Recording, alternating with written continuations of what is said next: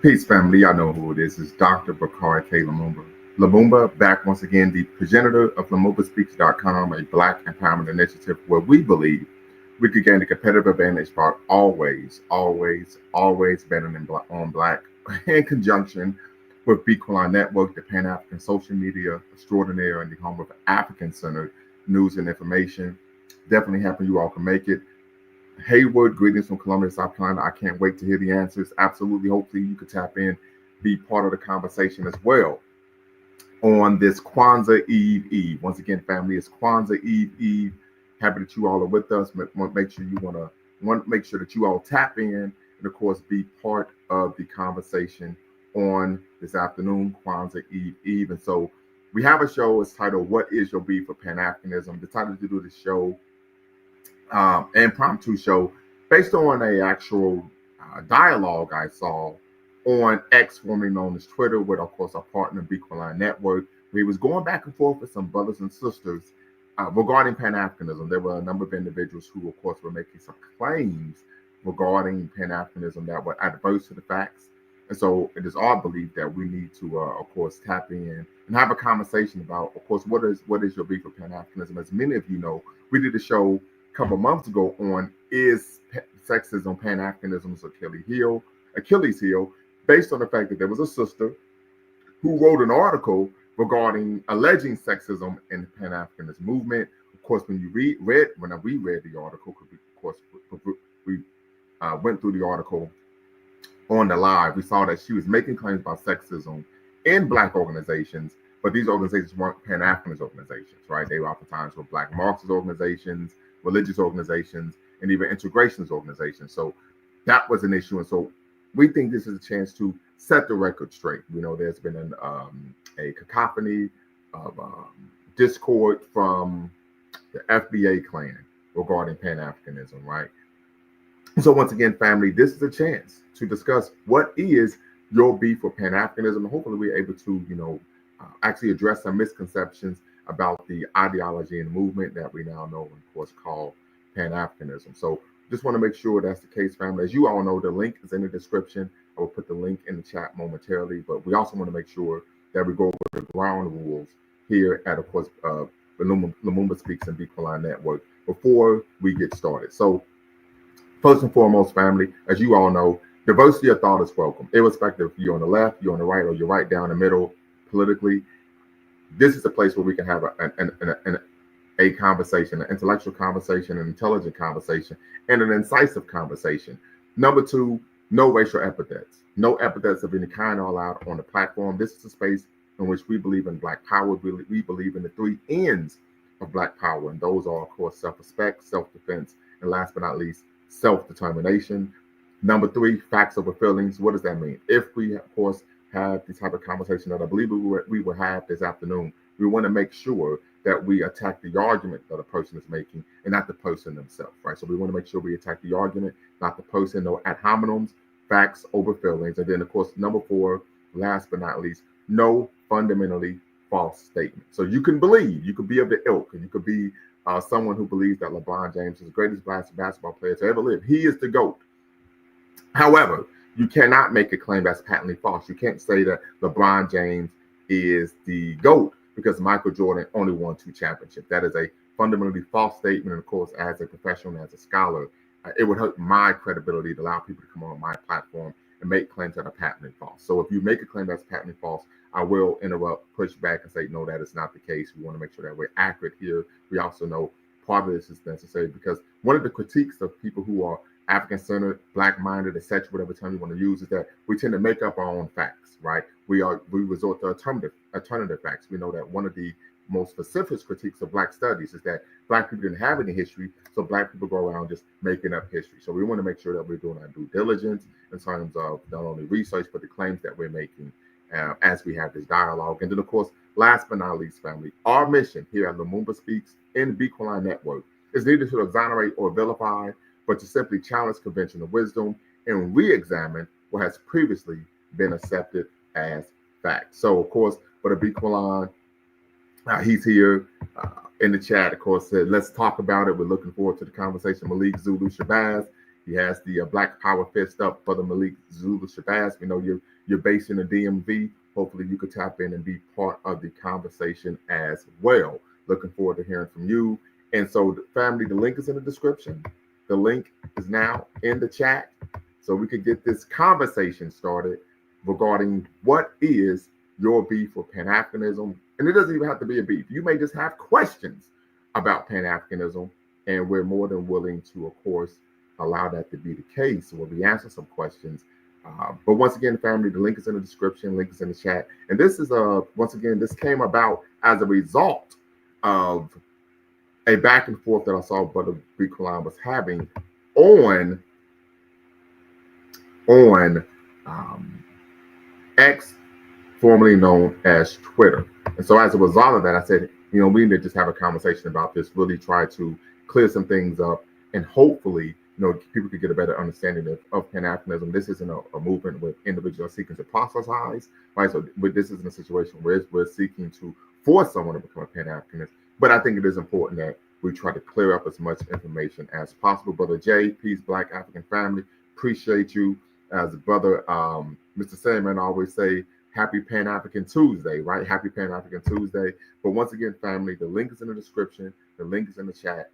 Tap in, be part of the conversation. We want to hear from you all regarding what is your beef with Pan-Africanism. So once again, family, the link is in the description. The link is in the chat. If you're watching on Twitter, you're more than willing to tap in as well. I'm actually going to put the link in the comments on Twitter, where X, formerly known as Twitter. So if you all want to tap in, you can. If you're watching on Twitter. So give me 1 second here while I square that away. Let's see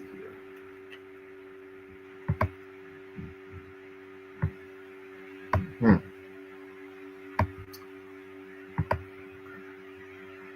All right. What is your beef? What is your beef with Pan-Africanism? So I'll put the link, of course, underneath the video on Twitter. So once again, family, if you all want to tap in, be part of the conversation, you're more than welcome to do so. But once again, family, this doesn't even have to be a beef. You may have questions about the Pan-Africanist movement. You may have issues and concerns in terms of what are some of the core tenets of Pan-Africanism. You may even take issue regarding how it came to be. So once again, family, this is a situation in which, of course, I think we can have a productive conversation. President Johnson says the community's mind has been routed out by the FBA site. Okay.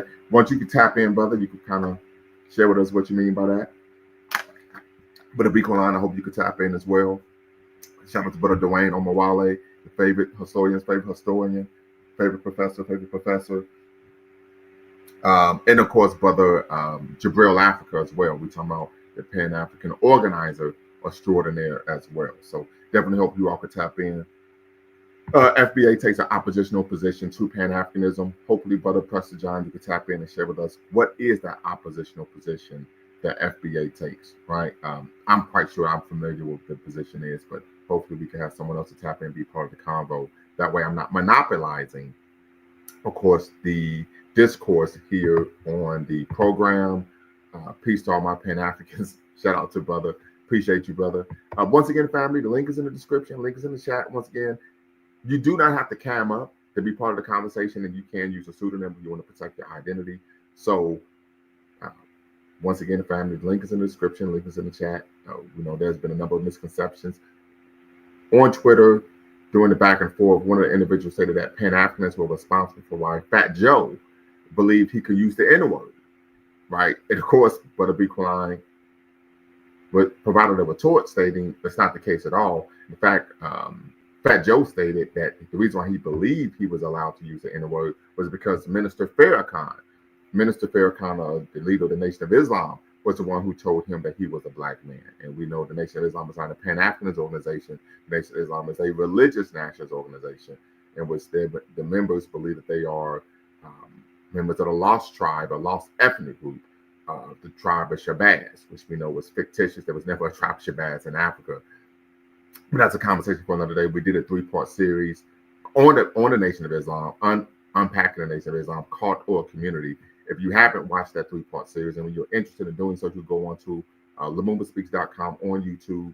And of course, under the playlist, we had a 3-part series regarding the Nation of Islam. So once again, family, if you are interested in having a conversation, the link is in the description.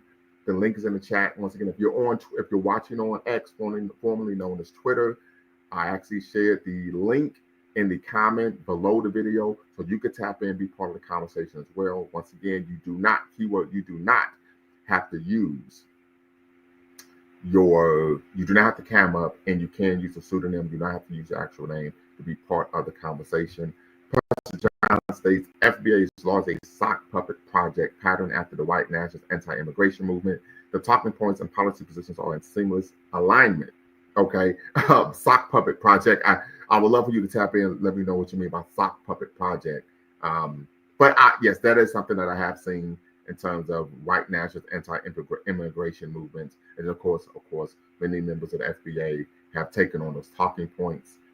Agree with you there. We're seeing a shift towards the radical right amongst many so-called Black conscious people, the Black conscious community. And so we can even unpack that as long as it, of course, connects with the conversation regarding what is your beef with Pan-Africanism. But Abandale, appreciate you hitting the like on Facebook. Tap in, be part of the conversation. But Abandale, love to hear from you. Shout out to the DYT, the 937 of Gem City, the home of Paul Dunbar, the world's first world-renowned African-American poet and novelist, and of course the Wright brothers who were first in flight, home of the Howard Players, home of Roger Troutman, and of course the home of funk music. Shout out to the DYT, the 937, my hometown, Dayton, Ohio. So once again, family, the link is in the description. The link is in the chat. Tap in, be part of the conversation. You do not have to cam up. And of course, you do not have to use your actual name. You can use a pseudonym to be part of the convo. Yvette Cornell was found to have served on the boards of several white conservative groups. The beef may be what has been the concrete benefit of the movement when we look at the community that Pan-African is geared up to help or uplift. See, I can agree with that, brother Max. Hopefully you can tap in and be part of the conversation.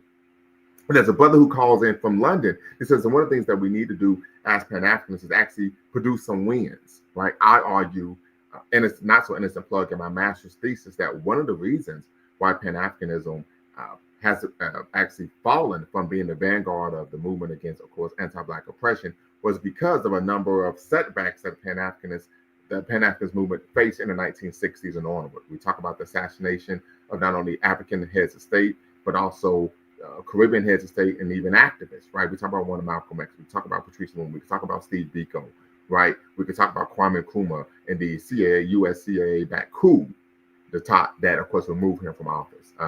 So we talk about that as well. That this causes people say, hey, why would I hitch myself to, of course, a train that seems to not be going anywhere, right? So I think that would be a accurate critique of the movement. Serious music tradition coming out of Ohio. Salute, absolutely. Spears says Pan-Africanism is a good idea in theory, but Africans aren't with it. As a former Pan-African who interacted with Africans usually have an ideology of capitalism and personal gain. So definitely want you to tap in, Brother Spears. I think there's a lot we can unpack here. I think there's a lot that we can unpack from the comments you're making. One, we don't want to speak in generalizations, particularly regarding African people. The second issue is you can be a capitalist and be a Pan-Africanist. A great example of someone who was a capitalist and was a Pan-Africanist was Marcus Garvey, right? So definitely hope you could tap in. The link is in the description. The link is in the chat. And share with us, of course, what led you to no longer be a Pan-Africanist. You can also share what led you to Pan-Africanism and what caused you to, of course, divest from the movement. Let's see here. Shabaka. Peace, power, and respect for all Pan-Africans. Pan-Africanism is study, research, and work. Pan-Africanism in its early stages, Pan-Africanism would awake a sleeping giant, Africa. Okay, very good, very good. Appreciate your sentiments, Pastor John. FBA spends vast amounts of precious time castigating immigrants as opposed to organizing for reparations. Also an issue that we can address as well. So once again, family, tap in, be part of the conversation. The link is in the description. The link is in the chat. Brother Spears, definitely hope to hear from you. Once again, the links in the description, links in the chat regarding what brought you to Pan-Africanism and what caused you to, of course, move away from the movement. So once again, if you're watching on Twitter, we have quite a few viewers on Twitter. If you want to be part of the conversation, you can. The link is in the comments below the video. So once again, the link is in the comments below the video, or you come on over to YouTube, Lumumba Speaks or Beacon Network, and be part of the conversation here. But definitely want to hear from you all regarding your issues. What is, of course, your beef with Pan-Africanism for the Beacon of Beacon Network, the Pan-African social media extraordinaire, and the African-centered news and information. How you doing today, brother? Peace, brother Lumumba. How you doing? I'm doing quite all right. You know, it's Dr. Lumumba now, so I'm doing quite all right.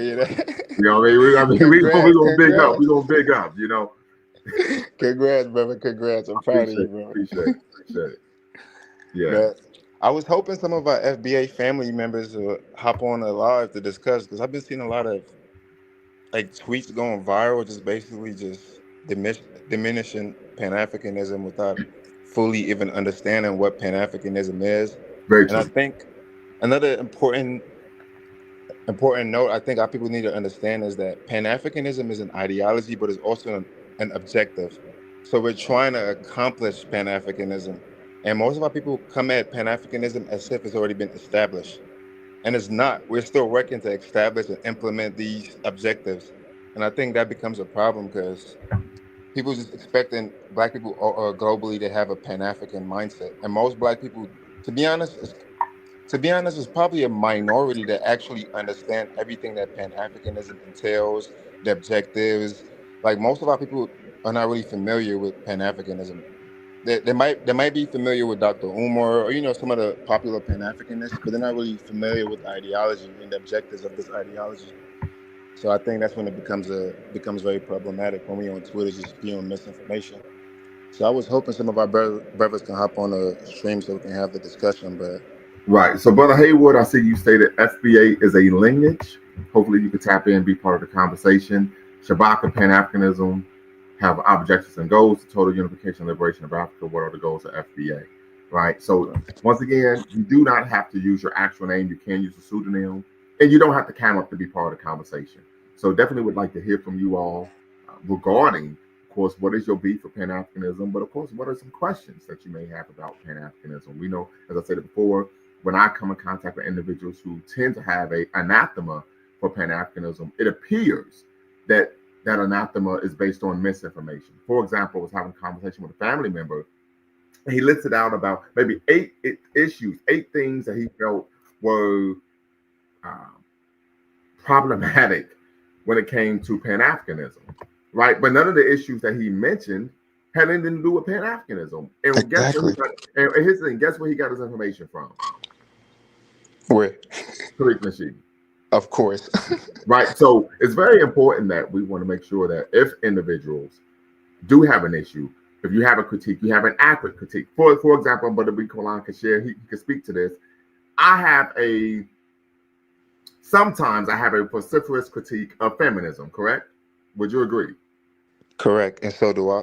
Right. However, I'm able to make that critique because I have an informed critique, because I have a large assortment of feminist literature that I, of course, ingratiate myself with.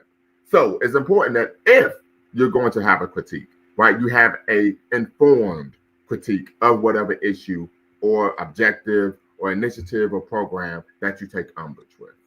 I agree. And I would love for the brother to hop on and explain to us how FBA is a lineage.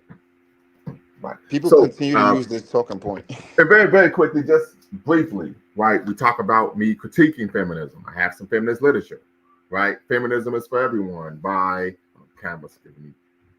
Bell Hooks.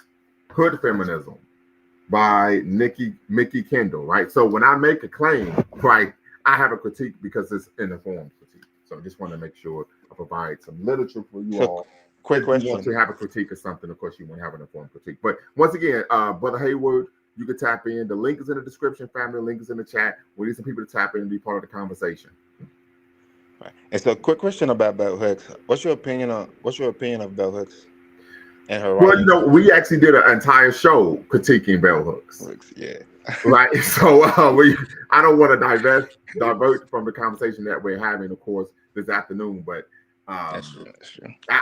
the argument I would make is that she gets a lot wrong. She misrepresents African history. She pathologizes black men in the same vein Victimized. that white supremacists and white nationalists have for years. Um, and she she makes a number of claims that are adverse to facts, right?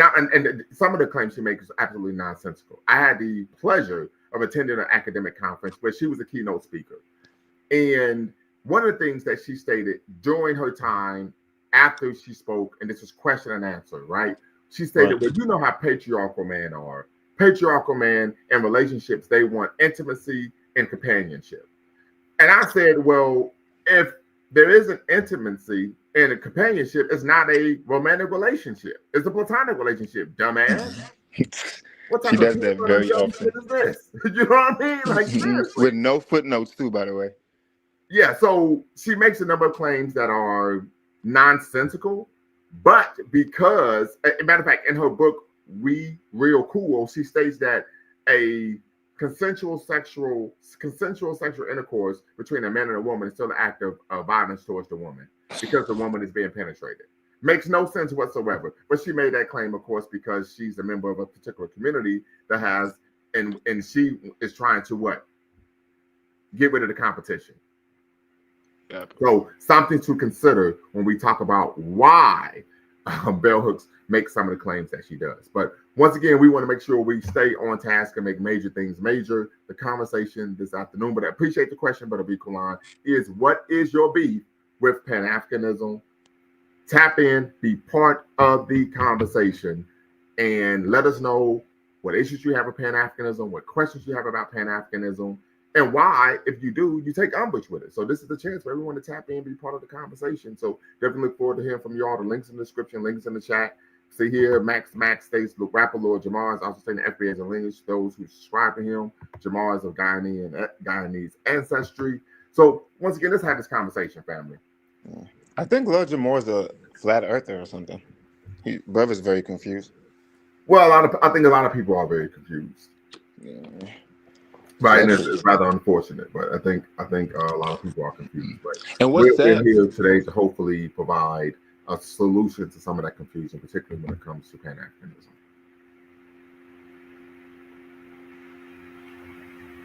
So once again, family, if you want that smoke, this is your chance. This is your opportunity. Come get it, right? Come get it. Come get it. But how you been, Brother B. Kulan?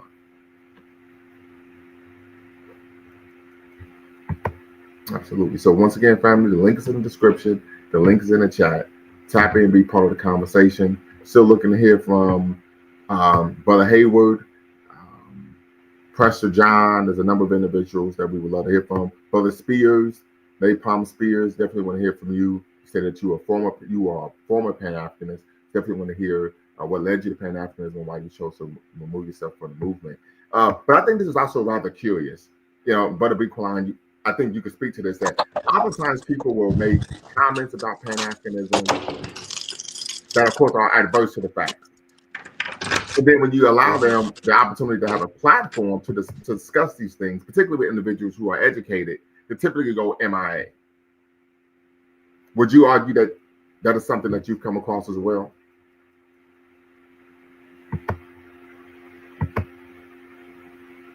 Brother B. Kolana, you got to unmute your mic.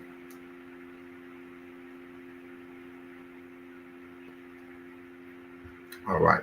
Hopefully, you come tap back in. But once again, family, the link is in the description, link is in the chat. Tap in and be part of the conversation. We're discussing what is your beef with Pan-Africanism. Tap in, be part of the combo. The link's in the description.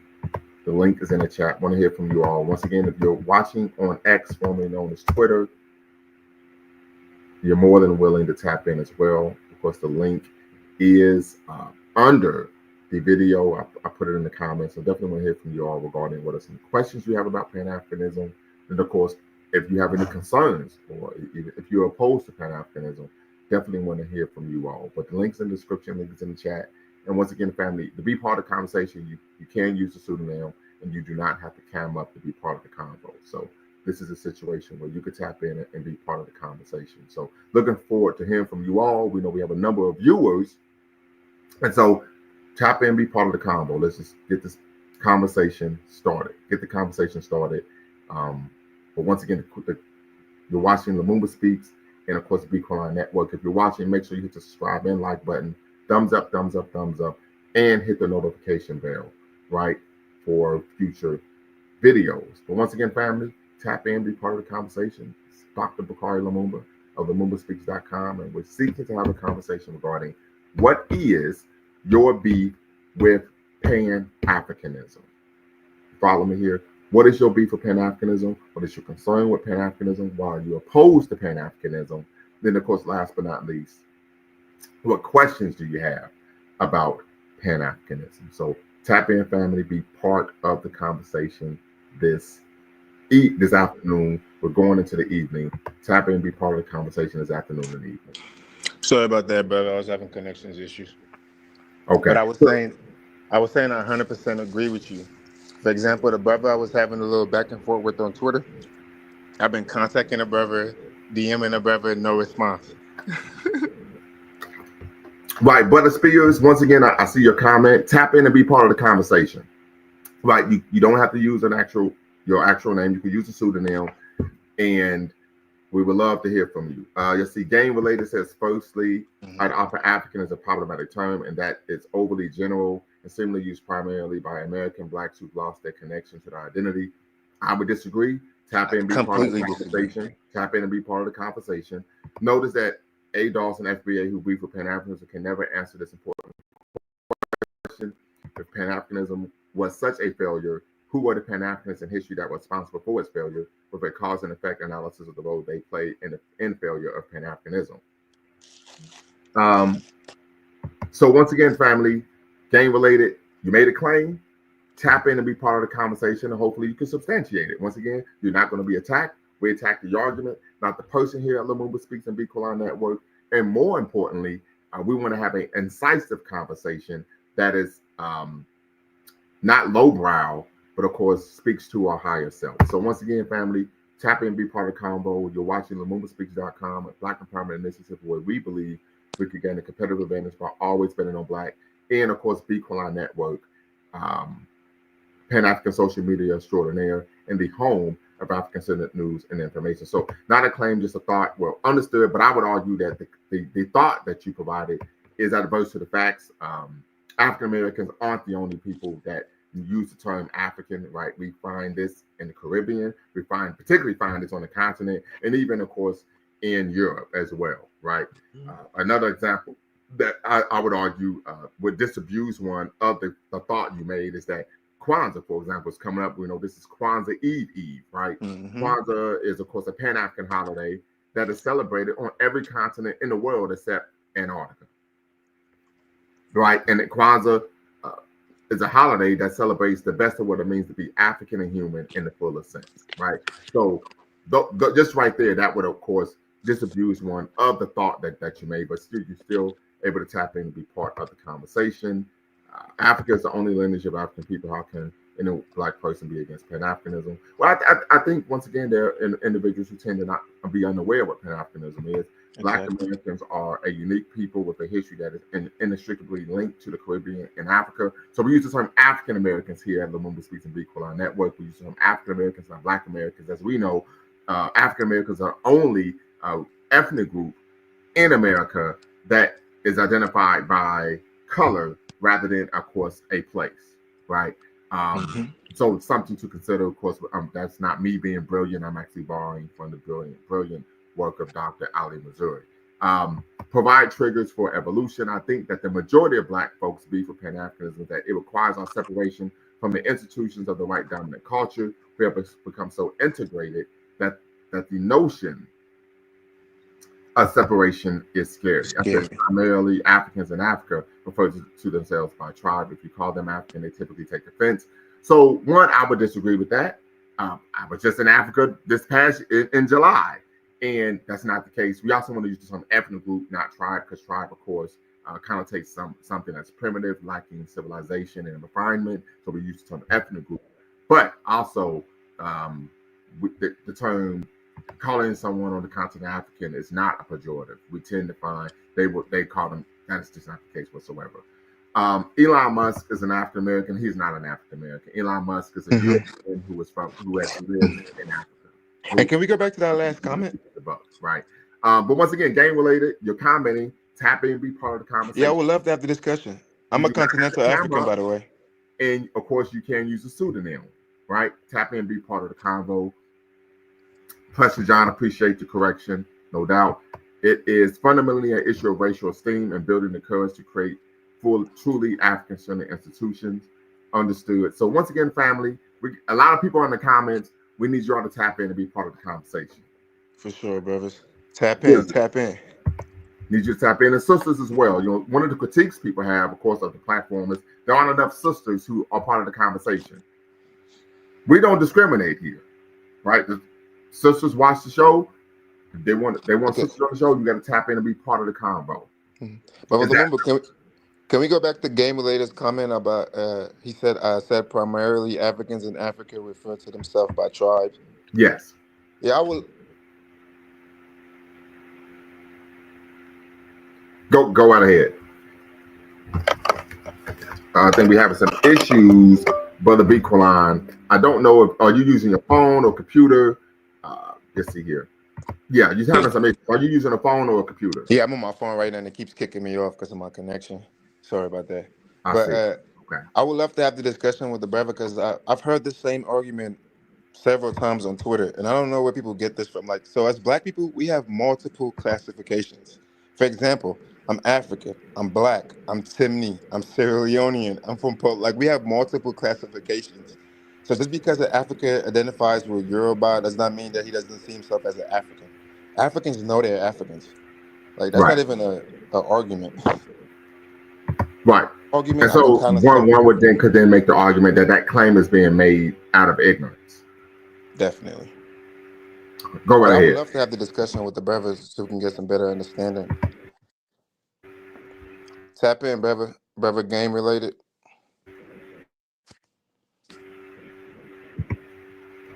He said, Lumumba, curious question. How do you Very good. define an ethnic group and do you see African American? Yes, African American is an ethnic group.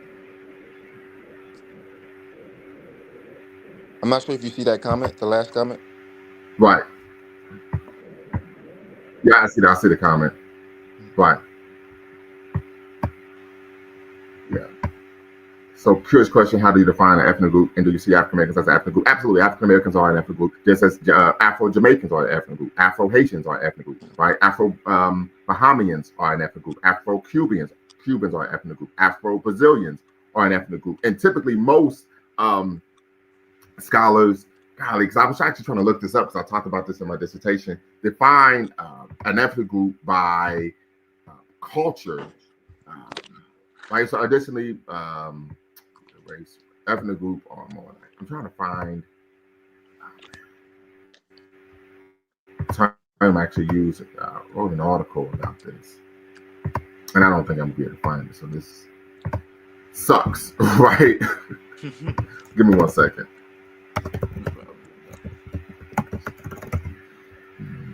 Yeah, so ethnic group refers to a group of people sharing a common cultural language, ancestry, and traditions, while race is a social construct categorizing people based on perceived physical characteristics like skin color, primarily used to create social hierarchies. So ethnicity is about shared cultural identity, while race is about perceived physical traits. So I hope that answers your question, brother Kevin, aka Mr. K. Once again, family, links in the description. Link is in the chat. Tap in and be part of the conversation. You're watching LumumbaSpeaks.com and, of course, Bequaline Network, the Pan-African social media extraordinaire, and the home of African-centered news and information. And what's Here sad on about YouTube. this whole topic was so I was doing more research. I was studying different other groups. So even the Arabs have Pan Arabism. Are you aware of that, Right. Brother Lumumba? Yes, I am. So it's like, why are we the only group that's fighting for us to unite to gain economic, political, and social and cultural power? Like I don't mind the critiques of Pan-Africanism, but when we just like willfully just bash them with misinformation, like it makes no sense. This is literally like one of the oldest ideologies we have as a people. Well, yes, Pan Africanism is the oldest diasporan political ideology amongst African people in the Western world. Absolutely, Correct. that is a fact. So like, I don't really understand. Like, I understand some of the critiques, but you can easily tell when somebody's being genuine or just being completely just ignorant. Right, absolutely. So I once was again, really fam, hoping. go I right was ahead. just I'm sorry. no, I was just gonna say I was really hoping some of the brothers would tap in so we can have the discussion, but we know how that go. Right. Well, once again, we got quite a few viewers on X, formerly known as Twitter. Once again, I shared the link in the comments, so I hope they could tap in and be part of the conversation. As I stated before, you do not have to cam up, and you can use a pseudonym to protect your identity. Looking to have a conversation. What is your beef with Pan Africanism? So Brother Lumumba, what is your beef with Pan Africanism? Like, what's one of your biggest critiques of Pan Africanism? Well, my I'm biggest already critique, familiar with it, but I just want to yeah, know. I think you've read some of my literature. My biggest critique of Pan Africanism is an ideology that has promised so much but delivered so little. Can you disagree? But why do you think Pan Africanism has delivered so little? Because we Yeah, well, yeah, I go into that in my master's thesis, not so innocent plug, where I discussed that Pan Africanism, unfortunately, 1960s movement onward, suffered a number of unfortunate setbacks. Matter of fact, let me pull this up. I could read it directly, so I don't have to try to remember what I said. See if it's going to open up here. Let's see here. All right, here we go. Yes, so yes, I say since the 1960s, Pan Africanism has steadily lost its currency amongst leaders and citizens in the African continent and throughout the African diaspora. During the past 50 years, Pan Africanism has suffered a series of seemingly insurmountable setbacks, including the assassinations of prominent activists and statesmen such as Patrice Lumumba, Steve Biko, Malcolm X, and Thomas Sankara, to name a few. Furthermore, the Pan-Africanism's flagship organization, the African Union, has had its fair share of challenges and critiques, leading its detractors to call it a toothless bulldog. Additionally, the growing disillusionment amongst Africans in the continent and throughout the diaspora toward an ideology has promised so much, delivered so little, has caused Pan-Africanism to be seen as an antiquated model of resistance to global anti-blackness. how do we fix the problem? Whew. Yeah, well, I argue in my thesis that Pan-Africanists they have to start building institutions that address the issues our people face. For example, oftentimes we have platforms such as this. Someone's going to tell you go read XYZ book, and I even make the argument that many of our people aren't inherently Christian or Muslim, right? But they go to the church or the mosque. Why? Because there's an institution there that in some way, shape, or form may address the needs that the people are facing. They have a These food pantry, material they needs. may have a clothing drive, right? There may be a nursery, right? They say you don't have any food to feed your children. You could go hear a sermon and have a meal afterwards. So they're doing things, even though we may disagree with the theological frame of reference that they're using to address some of the issues our people face. So I make the argument that in order for Pan-Africanism to reassert itself as the vanguard of the movement against global blackness, Pan-Africanists must build institutions that address the material needs of African people, irrespective of where they are in the world. And I agree with that. And I think most Pan Africans are aware of that, but it's actually accomplishing this, like building these institutions, which we both know requires a lot of capital. And I Right. think that becomes a problem sometimes. Like, for example, like we have a lot of Pan Africans in the continent of Africa too. Even me as a continental African, I'm starting to become more familiar with it, like seeing more Africans that are Pan Africans. But the problem is the capital. Like we don't have like the funds to build certain things, and the government or these African nations are not really aligned whatsoever with any of like the grassroots organizations. So it becomes a problem. It's a very complicated, multifaceted problem of how to do it. Because I'm pretty sure like most Pan Africans are familiar with some of the issues and the critiques that most Black people have about Pan Africanism, but it's just in order for us to be able to accomplish these objectives, we're gonna need a united front, and our people are gonna have to like invest into it also. Right. For example, imagine if a Pan African organization was able to raise however much Kamala raised within a day for her campaign. Imagine if it was able to raise that same amount of capital. Right. It would be, you know what I mean? So it's like, I don't know. I'm a little conflicted. Okay, I think this is a great comment from Kevin, aka Mr. K. He says, I think another problem that Pan Africanism has suffered is similar to Black nationalism, where the practitioners with different ideologies at times put their ideologies over the objective. He has a point. Absolutely. Cannot disagree with that. Absolutely. Absolutely. Once again, family, if you're watching LumumbaSpeaks.com, a Black empowerment initiative where we believe we could gain a competitive advantage by always betting on Black, and of course, in conjunction with Bequaline Network, the Pan-African social media extraordinaire, and the home of African-centered news and information. If you're watching, make sure you hit the subscribe, the like button, and the notification bell for future videos, and make sure you like, share, subscribe, and comment right below. Mr. Sandman, what's the word? Shout out to the 215 Philadelphia in the building, Broad Street Bully. You know what it is. Philly. Hey, what's going You on? How got y'all my doing? man from the Illadelph and my man that used to dribble down the VA. Yeah, I'll be out in What's the Philly, word? man. I'll be out in Philly. I'll be out in North Philly. Oh, Get my little yeah? cheesesteak. Okay, yeah. I grew up out there, out in North Philly. Oh, y'all can hear the accent. Yeah, it was fun out there. Growing up, just acting a fool. But times change, and you got people who are dependent on you. Got to take another step up. You know what I mean? That part. Yeah.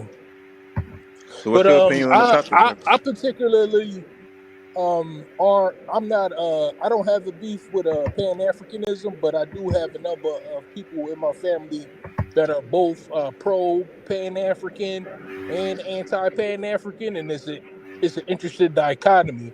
I even have like one aunt who named, now she had like 10 children, and she named every last one of her children after either a African country or African king or queen. So she's super Pan-African. And even when we were kids, me and my cousins, who are me and my first cousins, who are her children, she used to take us to, African centered like plays and movies and when we were children to entertain us, But the individuals in my family and just my other aunts or my other uncles who were in the same family, the ones that are more anti-African, Pan-African, are more like Christian based. My grandmother was a strict Catholic, and she raised her children. She sent her children to Catholic schools. So so the some of her children adopted that ideology of Christianity, and others, kind of went their own little way. So I think the biggest beef with Pan-Africanism that African Americans have in the United States is it goes against their religious beliefs, and they believe that it's associated with not being I don't know what to say. And not being accepted with European culture in America, in the United States. So it's just a interesting dichotomy, and I'll even ask some of my family members that might be against pro Pan-Africanism. They'll even tell you that, hey, If we go to Africa or something like that, then they'll say that they only want us there so they could get something from us, you know. So because they And think that the money, the power of the American dollars is so powerful, and if black people associate with Africans, then they'll just use us for our material gain, you know. Right. Well, I would say, as an African American who's been in Africa, I can state anecdotally that that is not true. That was not my experience. see, Yeah, as a continental African, I have to be somewhat fair. That does happen in certain cases, but there's a reason why. Because like the American dollar is worth like quadruple more than African currencies. So it's also a poverty like factor or component towards it. It's not so. And then most Africans, I'm gonna be very honest. The everyday African is not very familiar with Pan Africanism and what it entails. Most of our curriculums in Africa are Eurocentric. So Like here in everything that's America. happening in the go ahead, brother Lumumba. So, like here in America. Exactly. I was just about to make that point. So most black people, they tend to like romanticize Africa and picture Africa to be just this super black nationalist, and it's like the same. I won't say the same, but the similar techniques that was being done to Africans in the diaspora was being done to Africans in the continent. Africans in the continent are not just in the continent, just chilling, having fun, and balling it up. And I think a lot of Africans have this perception that Africans was in the continent just chilling, while Africans in diaspora was being enslaved, and like no. So I Right. think we need more light about each other. We need more education about each other, and that's the problem. Most Africans in the diaspora don't really know not too much about Africa and the conditions in Africa, and it's basically likewise for Africans in the continent. They're not familiar with the struggles or the plight of Africans in the diaspora because of the Yeah. curriculums in the schools. Most of our people are super religious, whether it's Islam or Christianity. We have multiple factors for why things are the way they are. But Yeah, I think that that's a great point. And LMA, we're going to get to you momentarily. And particularly when we talk about education, right? We know Dr. Carter G. Woodson, of course, creator of Black History Week, that later became Black History Month, wrote a seminal text almost 92 years ago titled The Miseducation of the Negro, right? He talks about how Black people here in America are being indoctrinated to actually pedestalize everyone else except for themselves and hate themselves. Where Brother Ngugi wa Thiong'o, he also wrote a book titled Decolonizing the African Mind, making the same claims as Dr. Carter G. Woodson, but stating that this was taking place on the African continent. So we're dealing with the same issues, irrespective of where we are in the world. exactly. Brother LMA. Good afternoon, good evening, gentlemen. Can you guys hear me okay? Yeah, brother. Peace. Okay. How you doing? And it's crazy seeing both Dr. Lumumba and B. Klein in the same place at the same time, because for the longest time I thought y'all were just the same person with two different channels. So Okay. it's good to see you both. It's good to see you both at the same place at the same time. But yeah, you guys kind of hit on the points that I was going to hit. I guess the angle I can kind of hit it from is that I feel like, particularly, I'm Black American. My family came here on the, go back to, saying the slave ships. So I can definitely see from my point of view. I feel as if, particularly the FBA crowd, and I generally don't take them seriously. I think that now the ADOS I take a little bit more seriously, but the FBA I don't take them as serious.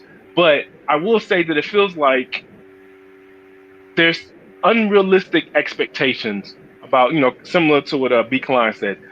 There's unrealistic expectations. You think when you're gonna walk over there that it's gonna be like Wakanda and it's gonna be like this, every black, every African over there is just gonna have this hardcore anti-imperialistic, anti-white supremacist vibe to them. They're not, But the thing is, like, we have the same thing over here. So I'm like, why is it that you can, criticize the continental African because he's, whitewashed, but then the Black American over here gets a pass? Like, I think it's just unrealistic expectations, rather than realizing that there's just some people you can work with and some people you can't. Like, I'm in the DMV, the DC, Maryland, Virginia area, And I see continental Africans all the time, and yeah, some of them on that coon train, but a lot of them aren't.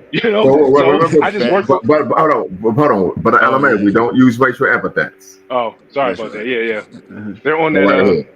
They're on the train. They're in the sunken Sell place. out. But but a lot of them aren't. So you Hmm. just work with those who you can work with, and you just say, forget the rest.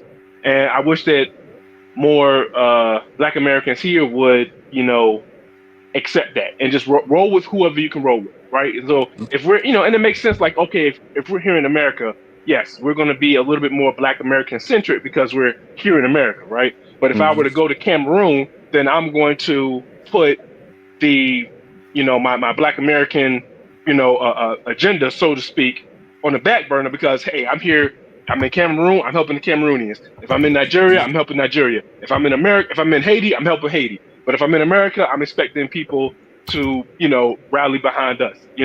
So I think that, like I said, you have a couple of, you know, Africans that come over here, or I mean, just anybody, Africans, Jamaicans, Haitians, they come over here, and because their situation, there's like a difference between their situation where they're coming from, they come here, they look at us as lazy, not realizing that, yeah, we have it, we may have it substantially better, but it's not like we've always had it this good. You know what I'm saying? It's not like we've just been sitting on a bed of roses for like the last 500 years, the last 400 years since we've been here, you know?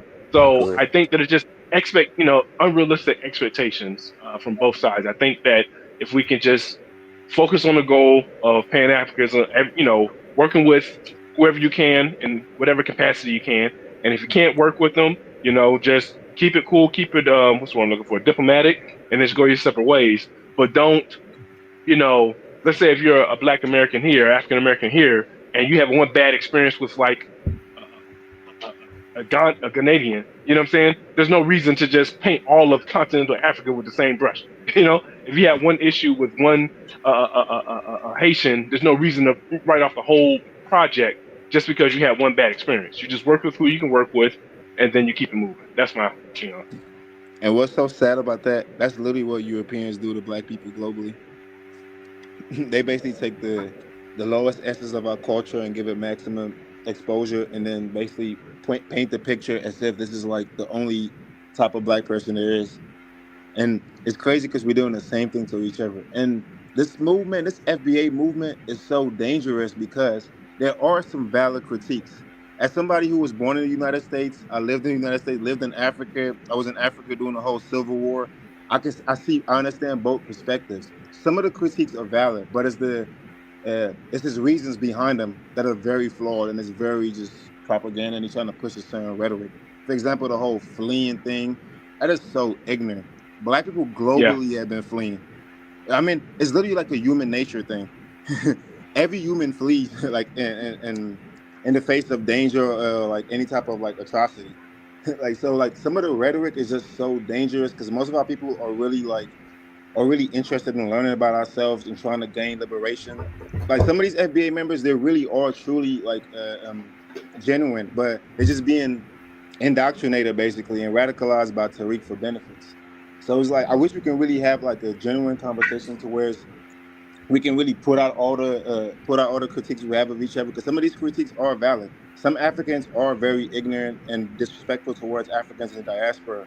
Some continental Africans do not even see Africans in the diaspora as Africans. But there's a reason why.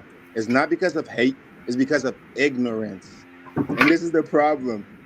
Black like even with the whole sellout class, like Black people, like anywhere there's a Black population, there's a sellout class. The Black elites in the diaspora are selling out, and the Black elites in Africa are selling out. We're both like each group is facing very similar problems. Our problems are literally interconnected, but we Right. so focus on the symptoms of a problem instead of actually getting to the root cause of the problem. So we keep basically chasing our tails. Very quickly, I want to chime in very quickly, Brother Kevin. I actually have the book right here, right? That's Relations between Lumumba Africans Library and right African there. Americans. I'm sorry.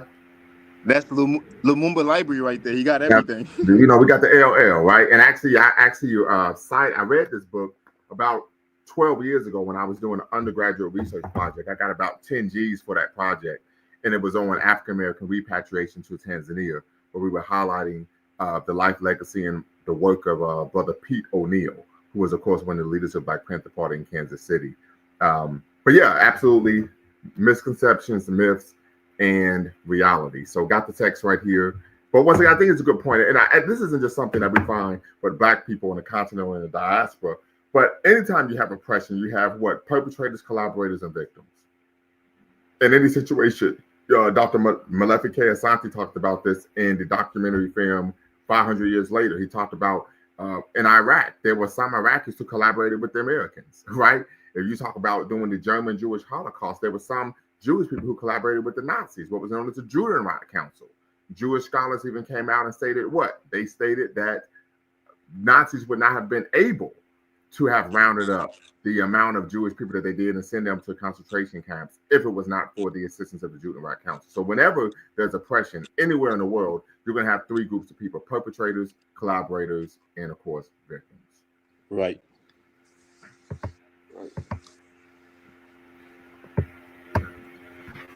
Absolutely. And just very quickly, Brother LMA, don't want to be too didactic, but we use the term African American here at Lumumba Speaks and Bequalon Network. Right. I'll try to remember that next time. Yes, but sir. I believe I forgot, might have been Mr. Sam might have mentioned it. Like I said, we have these religious indoctrinations, and like I said, and not just religious doctrine, just indoctrination in general, and it kind of makes it very difficult to be in communion with people, when they have different, especially religious views, because like I said, that's just something that's so deep in the psyche of most African American people that they'll just reject it. I've know that probably a few of you heard this statement in a church. If you've gone to a Black church or whatever, the pastors say, I've heard this, that thank God for slavery, because if it wasn't for slavery, we would not be Christians or something like that. Yeah, I've heard that as well. Absolutely. Yeah, me too. And if you've heard that, and like I said, if that doesn't but do something that's to a you, major Black conservative talking point. Yeah, it is. Yeah. And like I said, if that sits right with you, then like I said, Pan-Africanism is the least of our problems. If you got Black people, right, Africans around us, and they're okay with that, our problems is much deeper than getting to a point of Pan-Africanism. And it's part of the other issue is oftentimes we find brothers and sisters, particularly old people in the community. I wouldn't call them elders, but old people. Their position is, if it ain't got nothing to do with Jesus, then I don't want to hear it. Exactly. Oh, Allah. Yeah. Or Allah. Yeah, or Allah. Yeah, or Allah, or Moses. We got the right. Alhamdulillah. Alhamdulillah. I like to call them I call them the purple Power Rangers on the corner. You know what I'm saying? We don't want no smoke, yeah. We don't want no smoke, yeah. They're gonna go crazy. Yeah. Oh God, man. But anyway, but yeah, like I said, I definitely, like I said, being in this area, like I said, and I mentioned this before in a different panel, years ago, that I think one of the biggest issues that African Americans have is that our politics, especially like when it comes to the friction that immigrant Africans or other Africans from the diaspora come to America, the friction between African Americans and the African diaspora is that I feel as if like African Americans, we don't have a political network. We don't have a social political network or political institutions and infrastructure to absorb these Africans when they come in. You know what I'm saying?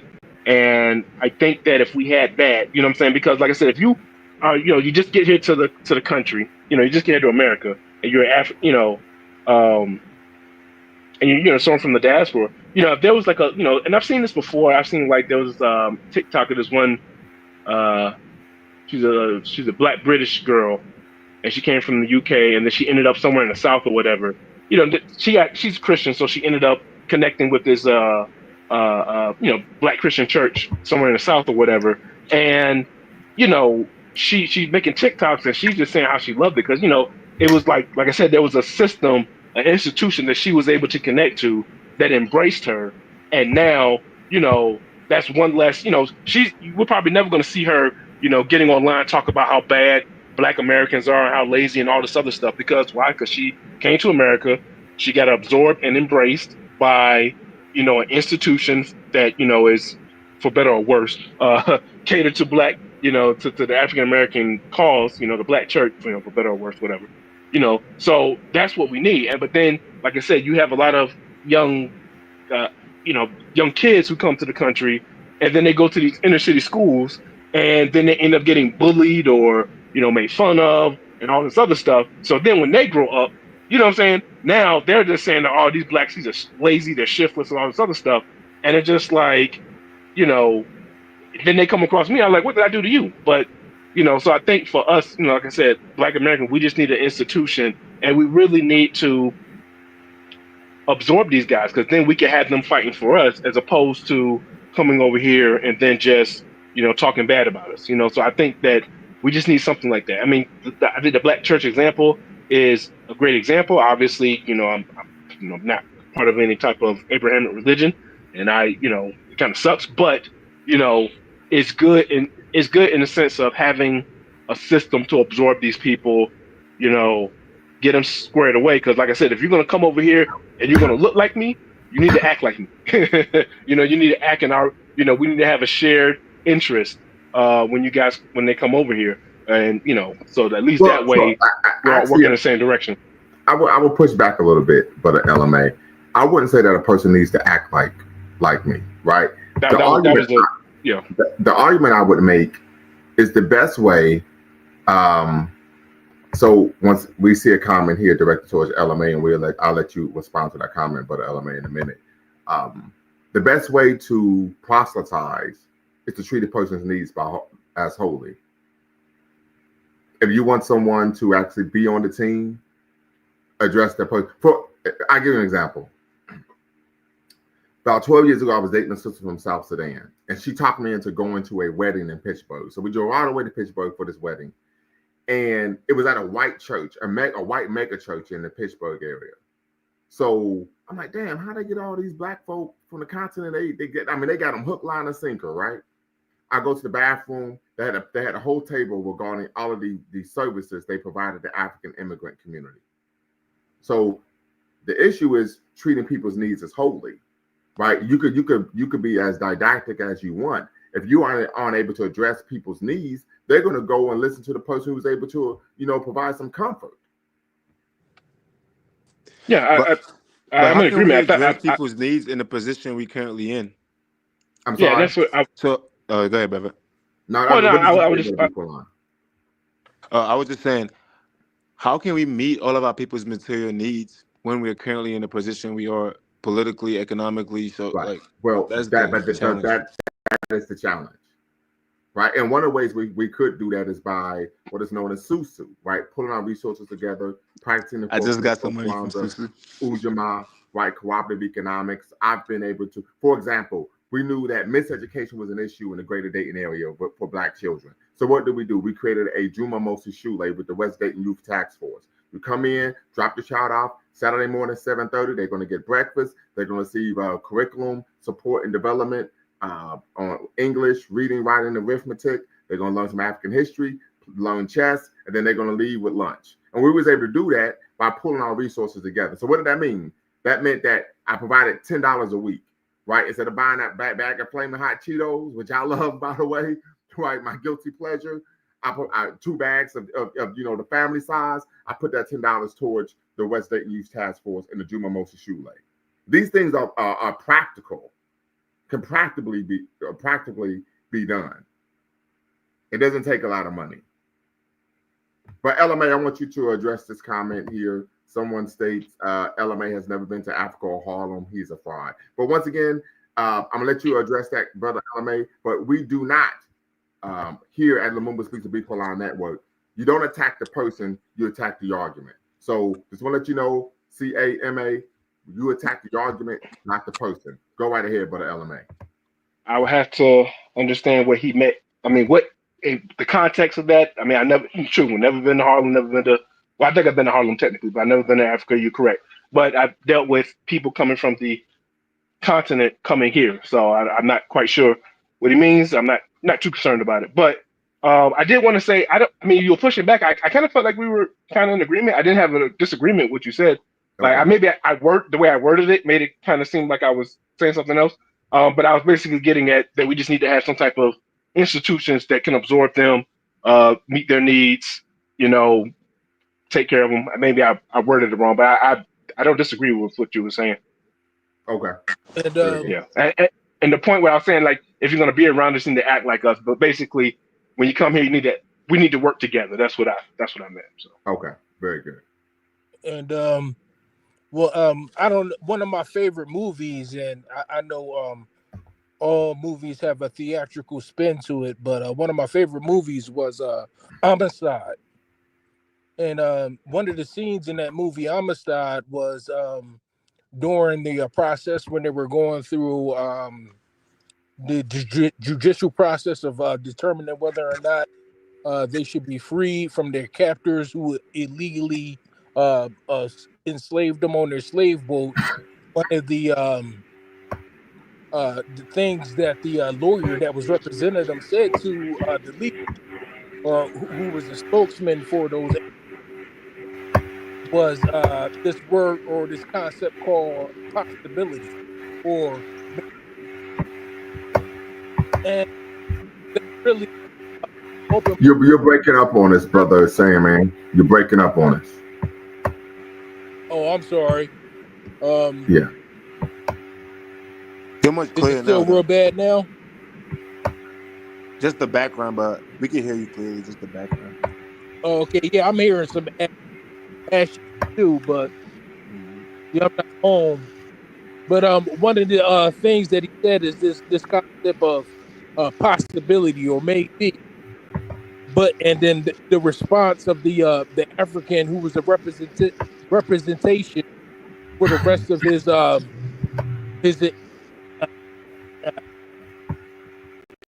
captivated or the rest of his people that were in bondage that were on trial for killing his captors were the concept of he said that it's either yes or it's no. They don't understand the concept, or in their their their their their culture, the concept of maybe possibility isn't a part of their language system. It's either yes or no, right or wrong. So I look at that and look at our situation here as African Americans. We either are all the way in or we're all the way out. So we're not going to open our mind to the concept of Pan African if we've completely accepted like religious beliefs, like Christianity or Catholicism or Islam. And I think it's just Well, about that. I actually would disagree with that, right? There are numerous Pan-Africanists who are varying racial backgrounds. Malcolm X was a Muslim. Um, Carlos Cook was an atheist. Marcus Garvey was a Christian. So actually, I would argue. I mean, we talk about Bishop Henry Manil Turner. Um, we tend to find that people who are Pan-Africanists, their religious beliefs don't prohibit them or hinder them from engaging in Pan-Africanist activism. Well, those are unique cases because those people were highly educated in what Pan Africanism is. And as a matter of fact, before I looked up the definition, I didn't quite understand it either. But basically, the concept or the definition of Pan Africanism will be an individual who believes in the unification and the uplifting of of Black people of African descent in general. So if you have like a whole group of Africans or African Americans in the United States that have been, so to speak, who have been assimilated to American culture and they have accepted that as who they are, just the idea of calling them an African, they would take umbrage with it. Okay. So Yeah, but I don't think that's a religious issue. no, I'm not saying it's a particular religious issue. I'm saying a religion is basically a culture. A religion is a way of life. You know, you can have it doesn't have to be based on any theological ideology. A religion is a culture. Therefore, if they have accepted an American religion that is based on um, Abrahamic religious systems, then that's what they that's what they're going to base their life they base their life uh, narrative. And even in the Holy Bible or the Christian Bible, there's no mention of the word religion because Well, I mean, the Bible isn't holy to us, so right. Um, yeah. But very quickly, Peaky states anytime African Americans want to come together is an issue. Definitely hope you could tap in and unpack what do you mean by that, and why do you believe that there are people who take umbrage, particularly from a Pan Africanist frame of reference, with African Americans coming together. So tap in. The link is in the description. I will put the link in the chat uh, below E Short ENT's comment, and would love to hear from you regarding why you've made that declaration. All right. Any thoughts, B. Quillan? Oh no, I'm just listening. But that comment was Okay. very that comment was very interesting. Right. I So would yeah, love we to hope hear you that. could tap Thank you. in once again, and you do not have to cam up to be part of the conversation, and you do not have to use your actual name. You can use a pseudonym, but want to hear from you and get your thoughts regarding this situation and why you believe that whenever African Americans seek to come together, it is an issue. And I would make the presumption, and you can correct me if I'm wrong, that is an issue from a Pan Africanist frame of reference. So once again, if you can tap in, be part of the conversation, you're more than welcome. More than I hope you're more than willing to do so. Once again, family, you're watching, of course, LumumbaSpeaks.com, a Black empowerment initiative where we believe you can gain a competitive advantage for always betting on Black, and of course, Beacon Network, the Pan African social media extraordinaire, and the home of African-centered news and information. You're watching here on YouTube. Make sure you hit the thumbs up, subscribe, hit the notification bell, comment, and share to help grow the channel. You know what's so sad? Most of our people really do not realize that we're in a race war. Right. Well, And that very quickly, be Kalon. Mhm. Appreciate you tapping in, Big Peaky.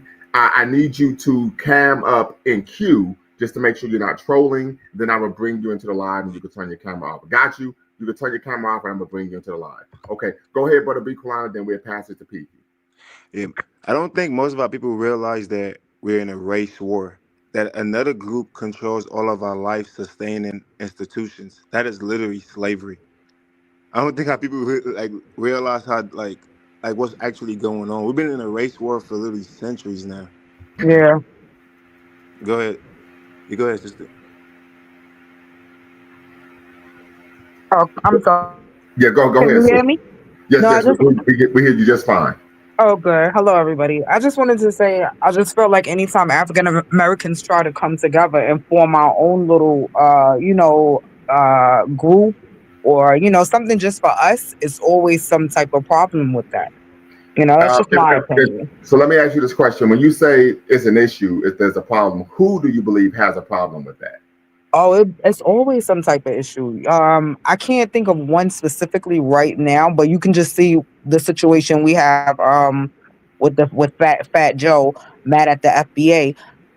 He doesn't want African Americans to come together, and that's just maybe just him. Well, very quickly, Hmm.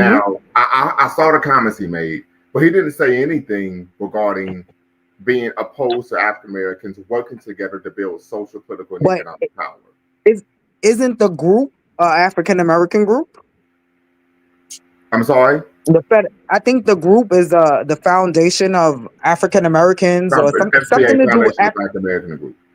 Yes, so right. but So the comments he made weren't based on taking umbrage with the black people coming together. The comments he made, and this is just what I saw from what he said, he took issue with the level of vitriol and xenophobia in the movement towards non-black people, particularly non-black people of color, and some of the farcical yeah, ahistorical but things made in the documentary regarding the history of hip hop.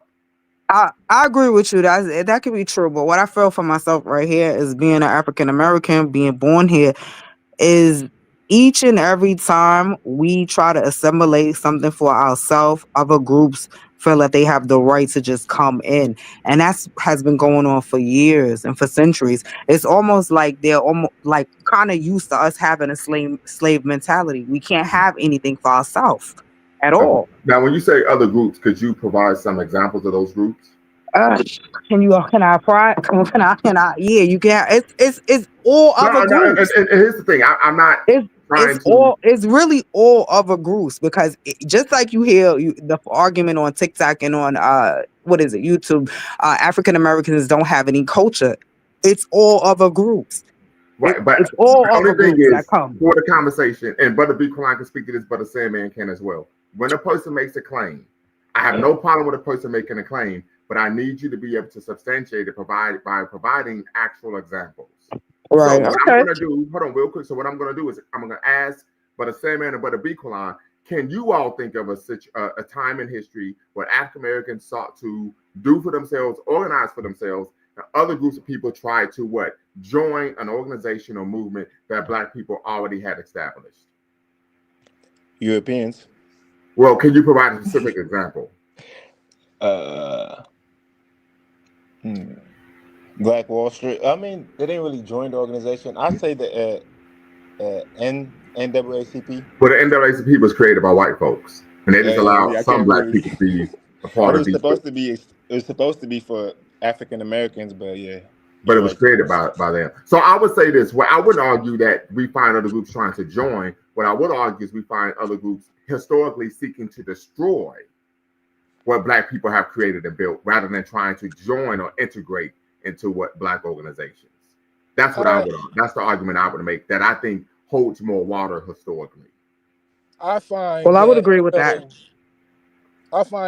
African Americans tend to create a lot of things that Europeans tend to want to use or manipulate that creation for monetary gain, i.e., hip hop or other Yeah. entertainment Black Lives industries Matter. that we Absolutely. That's a good example. create. I got Hmm. you, sis. They turn it into like a capitalistic uh, um, uh, manipulation or or monetary gain for themselves. Right. So yeah, they'll latch on not because they necessarily want to be a part of it. They just want to take advantage. But, right. So we're talking about expedient, this concept of the expedient white liberal. Great point, Brother Sandman. Appreciate you backing up, Sister Peaky. I hope I'm saying your name correctly. So let me ask you this question, Yeah. sister. Well, for one, what part of where are you calling from? I'm in New York. Okay, shout out to the five boroughs. I take it the city. Yeah, the five boroughs. Right now I'm in Brooklyn. Yes. Okay, shout out to the BK. Okay, All right, that no part. doubt, no doubt. So let me ask you this question. Uh, and this is a presumption. You may not have a beef, but if you have a beef with Pan Africanism, what is your beef? I don't really have a beef with Pan Africanism, but what I do think as African American, I do have a grandfather that is from Antigua, but I'm African American. But I feel Mhm. like we have so much turmoil going on amongst the African Americans that we need to focus on ourselves first before we can start grouping with everybody else. That's just how I feel. Mm. But I don't really have a problem with the Pan Africanism. Now, Hey, when you say sis, you know what's grouping, wait, what do you hold on, mean because by? I want to make a I'm quick sorry. Go little right ahead, point. Brother B. Quillan. I Yeah, apologize. you know what's so crazy, sis? She will not even qualify as an FBA. Mm, why? That's Because the I have a crazy part. grandfather. Yeah, Because my grandfather's from Antigua. yeah, Exactly. Yeah, my mother's father. Well, it is yeah. what it is. Like, and that's the problem with like. So some of the critiques of the FBA movement, I said this earlier in the conversation. Some of the critiques are valid, but it's like But the my reason. mother, both of my parents, and I said both of my parents are American. Yeah, but they say Right. your whole genealogy Lineage. has, yeah, Yeah. Oh, lineage your has whole to Your be lineage. genealogy. Yeah. yeah, has to Okay. be from America, and it can't be from the Caribbeans or anywhere else. And I'm like, oh, And okay. and I can understand why they would feel like that. But that's very difficult to do because so a lot of people are not really familiar with the domestic slave trade. So it's very difficult to try to put any like the history. America history is very complicated. So Yeah. some of these criteria that they have is very hard to actually meet it. most of the people in the FBA movement cannot actually meet him, but they're just not familiar with the history Right. because Caribbean's been all over America. That's true. This is very true, very true. And what tends to happen by the time someone is second generation, they've been absorbed into the African American culture, and you wouldn't know that they were from somewhere else unless they told you. Yeah.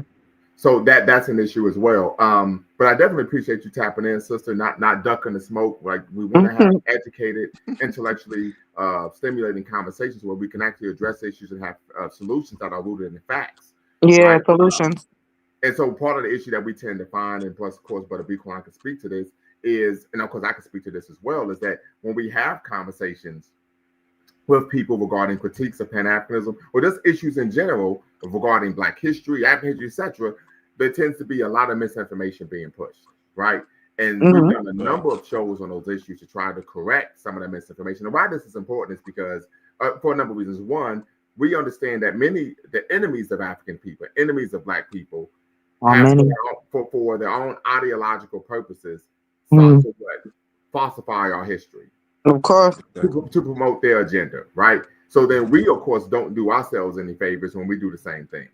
Right. One of the biggest critiques of Black people and even Black studies, right, as a byproduct of Black people, is that we didn't have any actual history or culture, so we go around making things up. And that is the reason why some Africans on the continent, on the Caribbean, spew the whole rhetoric, oh, Black Americans don't have culture. It's ignorance. Right. And this is why you see the LL. Yeah, that part annoys me so much. Yeah. And so what happens is oftentimes when we're having these conversations, Brother B. Quan can speak to this, Brother Sandman can speak to this, I would grab the literature from behind me and read verbatim, right, to try to disabuse people of a lot of the misinformation that, of course, we know we've been indoctrinated with globally regarding who we are and what we've accomplished as a people. And also, as a continental African, sis, like I understand a lot of the frustrations because, like, some of the critiques I keep repeating are valid, but it's because of ignorance. So I do have some family members who do make ignorant comments, and I do have some African American family members who also make ignorant comments. So this, like, it goes both ways. It's bi-directional. Yeah.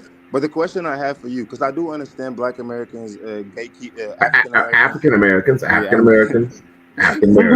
See, I've been checked so much for using the term African American that I've been like, they've converted me to saying Black American. I was actually sad, but yeah, African American. So I do agree with African Americans actually gatekeep. I agree with that. Like every ethnic group gatekeeps. But the problem is, do you actually believe that African Americans will be able to gain economic, political, social, and cultural power by just only working amongst African Americans when we live in a global market now? We did before. We did before. They burnt all our towns down. We were able to do it before. We had it happening before. Can I get an example when we was living in a global market and African Americans was able to gain economic, political? Well, wasn't the first president Black? We had not Obama. Wasn't. No. Yeah, but Obama was not the first Black president, though. No, we had a Black ma'am. That's TikTok. Hold on, very quickly, ma'am. That is misinformation. Who you're speaking to was the person who was the first head of the Continental Congress, which predated the actual presidency or something. Presidency. But also, you have to understand two things. When we talk about social, political, and economic power, one person living in public housing on Pennsylvania Avenue in Washington, D.C. does not represent social, political, economic power for the masses of our people. The second issue is the claim of the first head president of the Continental Congress being a person who was Black is nebulous in nature, right? There is a belief that this was a person who may have been a octoroon, right? 1/8 Black and was able to pass as white. This is the belief, but there's no evidence to substantiate that. Okay. Yes. I understand. I always thought that was a true something, but I guess I have to look into it. And oftentimes on social media, what happens is people will provide a picture of a brother who was a senator in Liberia, right? As the actual picture of the individual who was the first head of the Continental Congress in the United States. So once again, we have a lot of misinformation. And that's why I said it's so dangerous, because this sister is actually, I can just tell from her speaking, she's genuine. And she actually wants to learn and help her people. But It's the misinformation that's actually just causing more division. Is actually moving us further away from like the goalposts, and we don't even realize it. No, I'm But Wait, always we're talking open about John to Hanson. learn. I'm always open to learn and listen Can because that's someone give me an example of how engaging in Pan Africanism would preclude us or prevent us from working with each other here in America?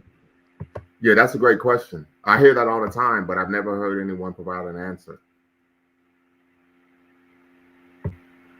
Yeah.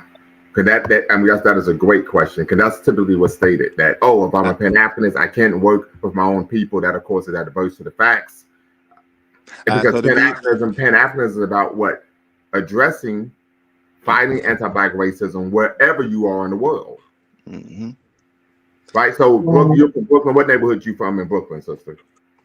Canarsie. Canarsie. Okay, I know about Canarsie. Very good. Mhm. Wild thing is they named that neighborhood after the Indians that they slaughtered. But that's a conversation for another day. Right?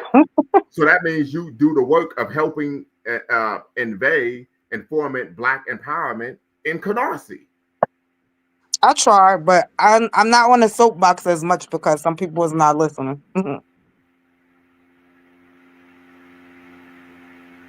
Now, and the thing is, you don't have to be in the soapbox. The most effective Black activists are people who do the work, not the talk. Right. Like I state this, and Brother Bequeline can speak to it. Is I've told a lot of people, I said, you're like Jim Lampley, Larry Merchant. You just talk a good fight. No Literally. action behind it. Yeah. Yeah, they just talk a good fight. It's what Dr. Amos Wilson, peace be upon him, stated is what pseudo nationalism. But I had a slight question. Moving forward towards change, what do you think would make it? What is it we need to bring change to actually Yeah, have so I some think, changes? and I hope everyone could chime in regarding this question. Appreciate you asking the question, sister. And I've been rather consistent with my declaration of what we need to do to bring about the change that we want, and that is we have to build institutions to serve the needs of our people. See, and that is the problem. Like that is the solution, but the problem with that is how do we actually how do we actually implement that and actually make it a reality? Because we're going against Right. $1 trillion corporations. We're going against like some of the top nations in the globe right now that have the top military. So this is the issue that we're facing. So Right. people So do need some type of I will share an optimism. example. I was a member of an organization, grassroots Pan-African organization, the Coalition of African Unity. Our charter was the same charter as Malcolm X's charter for the Organization of African American Unity. And we were able to engage in some substantial actions to help improve the community. We did neighborhood cleanups. We of course were members of the West Dayton Youth Task Force. We even had a initiative where we were focusing on political education for Black people. We even had a initiative where we focused on professional development for our brothers and sisters. Right. So we said we know that a major problem is what financial, socioeconomic, upward mobility. So we actually said these are issues that we're going to address in our community because these are tangible issues, tangible actions that we can engage in to help our people better their lives. Yeah. Like speaking class, shut the front door. Okay, literally. Toastmasters. Yeah, look, I borrowed from them and said, just bring it on home, right? And we did all of this, right? And all we had was every member had to donate $10 a week. $10 a week. Yeah, that's not a lot. That's not fair. a lot. And as a result, we started gaining more members. We had about 10 G's in the bank in like 2 months. Wow. I told you Ujamaa is real. And then we was able to then put on events in the community, right? And help provide the organization with more visibility. It is not difficult. The issue is the commitment. Long term, not short term. We know a lot of our people, we have this emotional fervor and our commitment is ephemeral, right? I agree. So we have to make sure we're doing this for the long haul. I agree. So basically, all the solutions you just gave is the same solutions that our ancestors have been given. Yeah, it's not difficult at all. But do you think that we need to be integrated? I'm sorry, Separate I didn't hear ourselves. you. Like, how do you feel about that? Yeah, you broke I'm up a little sorry. bit, sis. You No, broke I'm up. sorry. I was saying, do you think we oh, do separate ourselves or Well, it's not possible to separate presence, one. or It's should not we, possible to separate oneself. stay We live in a not only a global society but also a global economy. So that's not realistic. What we right? can do if we have social, political, and economic power is create neighborhoods that are ethnic enclaves. Right? We typically have ethnic Right. enclaves. Like we talk about, well, formerly Harlem. We know the gentrifying in Harlem. We could talk about the South Bronx. We could talk about the South Side of Chicago. We could talk about, of course, South Central LA. These are neighborhoods that we could argue are close to being ethnic enclaves, right? However, we don't control the politics and economics of those communities, so therefore they're really more so internal colonies rather than enclaves, right? Okay. So how do we control the Change politics that. and economics of the community, right? Hmm. It isn't by just voting, right? How do we No. control the politics is by educating our own brothers and sisters, particularly children, and then funding and running our own candidates for public office. Yeah, and I agree with You talking everything you about just said. voting? Mhm. Sorry to cut you. I was just thinking that would be voting every 2 years for like our Senate and Congress and all of that, right? No, No. I'm talking about based on what we have because for example, in the Jewish community, and I'm in Ohio, right? Good, Okay. There good. is a Jewish educational institution in every major metropolitan area in Ohio. There's one in Cincinnati, there's one in Dayton, there's one in Toledo, there's one in Cleveland, there's one in Columbus, there's one in Akron, in the Mm. Akron Canton area, right? They educate their people, they educate the children to work in the best interest of their people, ethnocentrism, right? So then Mm. they fund these individuals, groom them to run for political office. So then when they get into political office, they do the work for their community and not for a particular political party. Okay, makes sense. But they have a slight advantage than we do though. It's hard to compare the Jews to like black people. I would Well, agree with the that Jewish too. people, a lot of people do that. I know, but Jewish people, like we know they have somewhat political power, and they have Israel now. So it's a little bit it's a little bit different than black people. Like our situation is similar to other groups in some ways, but it's also unique. Like even our history, because of like what we've been through, and it's like how, for example, like cause like the sister was saying earlier, they did try to build in America, and we knew, and we all know what happened. And I'm not saying that like we should be defeaters because of the history or because of the past, but we do have to keep that in mind while we operating and trying to create a solution for the No, future. I understand that. I'm just simply talking about the model, Oh, right? okay, yeah, Dr. yeah. Amos Wilson talks about this. Hmm. We educate our youth, have them run for political office, and then we fund their campaigns so they can't be co-opted by the powers that be. Hmm. That's all I'm saying. That would be a solution to gaining social, political, and economic power. So do you believe this system can ever be reformed? Because I personally believe that we need to like create our own systems, I and that's do the only too. way we'll be able to Be actually, free. yeah, because Right. these systems are literally modeled and created from a certain paradigm, and it's literally like a structure for us to be in the exact position we are currently. Like most of the Right. problems that black people face in America, the root cause always goes back to the same thing: the system of white anti-black racism. Right. Yeah, supremacy and all of that. And very quickly, I'm glad that Brother B. Quran caught himself and said anti-black racism, not white Yeah, supremacy, because we know that anti-black racism predates white supremacy. I almost said It it too. predates Right. white hegemony in the world, and we actually That's find true. that non-black people of color were the progenitors of anti-black racism. Facts. And this goes back to, of course, antiquity. We're talking about in the classical era, we find anti-blackness. Mm. Yeah, absolutely. And So the I reason think why that's the this is important because we don't need to just be fixated on them folks all the time, yeah. No. right? But I do believe that black people, we do need to create our own systems and have strong nations because like for multiple reasons. For example, even like the kids, like being a young black boy or girl is a certain pride you have when you know that you can brag about your nation. You have like the whole like the whole patriotic pride. You need that, and I think building our own systems, institutions to meet our people's material needs is very very important. going ahead because I don't really believe we can ever be able to reform the system or elevate as a collective in the system. I don't ever see that happening, especially in these Western systems. Uh-uh. Mhm. But sis, do you have any like critiques about Pan Africanism, or do you have any critiques about like the actual ideology? Because the ideology basically just teaches that anywhere, like anywhere anybody of African descent is in the globe. So whether you're in Africa in the continent or, or throughout the diaspora, any anti-black racism that you face is connected to a system of white supremacy, and that we should all, no matter where you are in the world, we should link up together, build together to create economic, political, social, and cultural power. And the reason why is because we live in a global, like a global system of anti-black racism, and they're working Uh-huh. as a team. So Europeans, so Americans, they work with Europeans. Like even though they might fight and go to war, but like when it comes to oppressing us and keeping us in the position we currently in, they always unite to do so.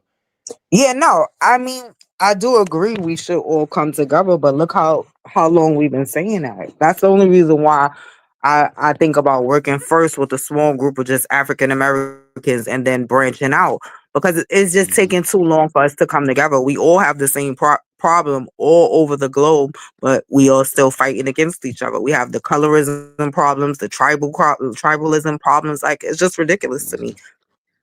So I do And think we should all come together, but how? How are we gonna do that? and that was the question I was trying to stress to Dr. Lumumba. Also, it was like I do know the solutions, but it's like how do we implement the solutions so they can be effective and not just Right. speaking on like what we need to do. But yeah, I How do do agree we that we need to do both. start it?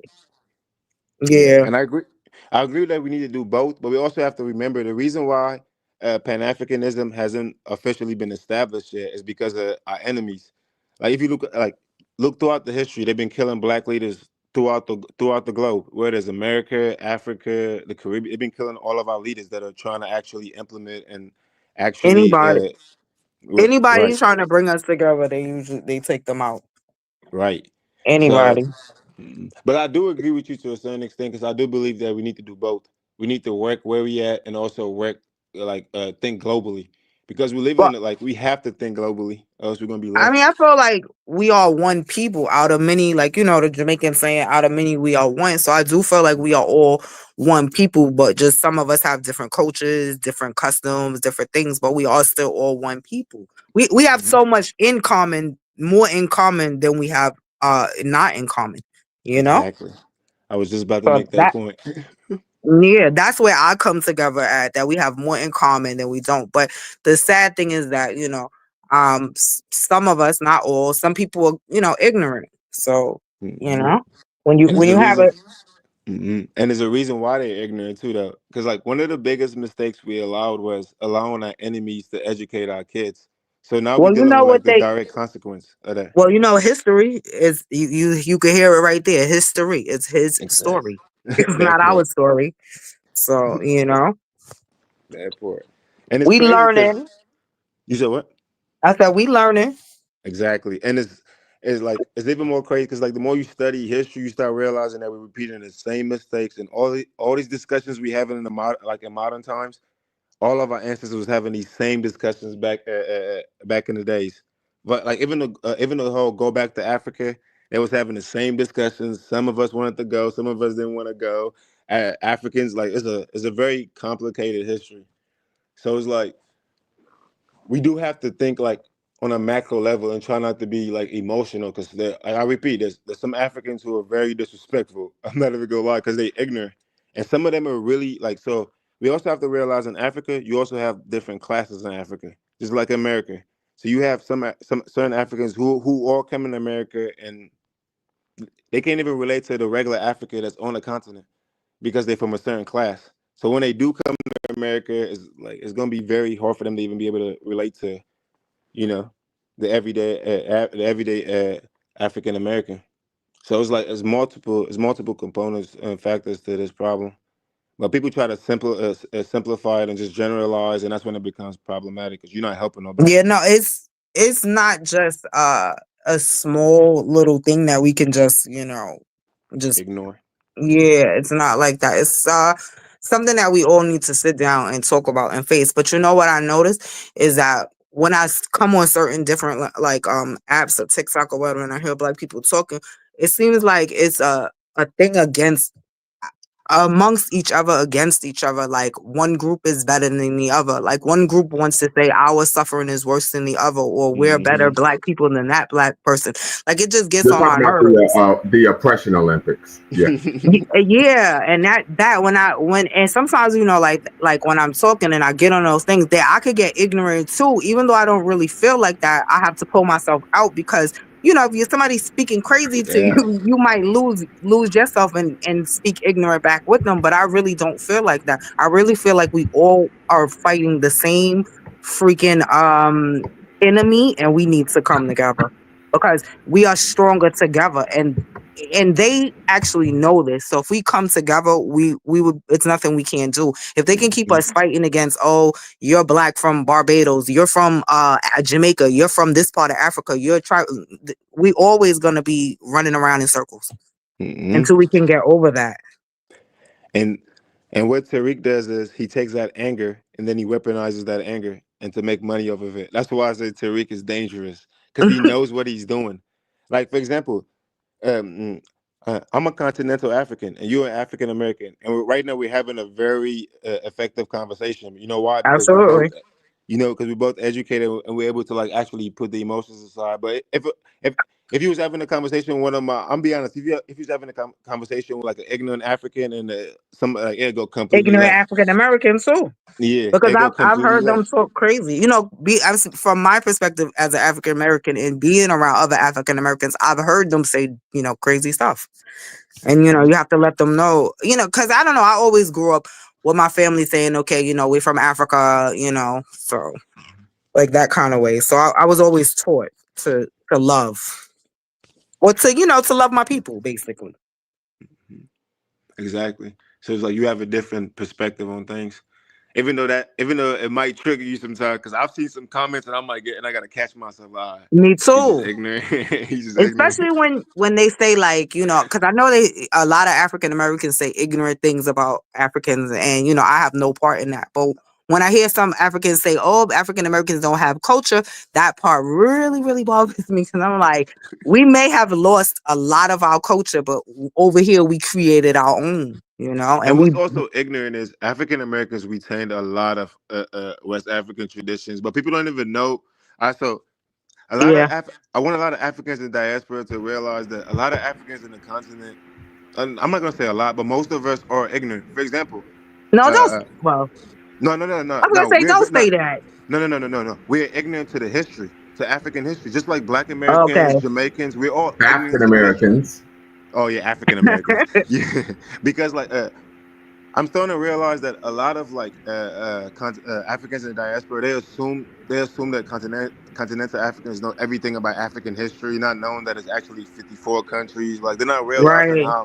how complicated it is. So it's like in our schools, we're not being taught about African history. For example, I went to school in Africa. I went to like an everybody's Africa school in Africa, and they were teaching about nothing about African history. It's more about like Islam, and so people need to realize Wow. this: like the curriculums in Africa is not African centered. It's going to be very rare for you to find an actual But college or university in Africa that's African centered.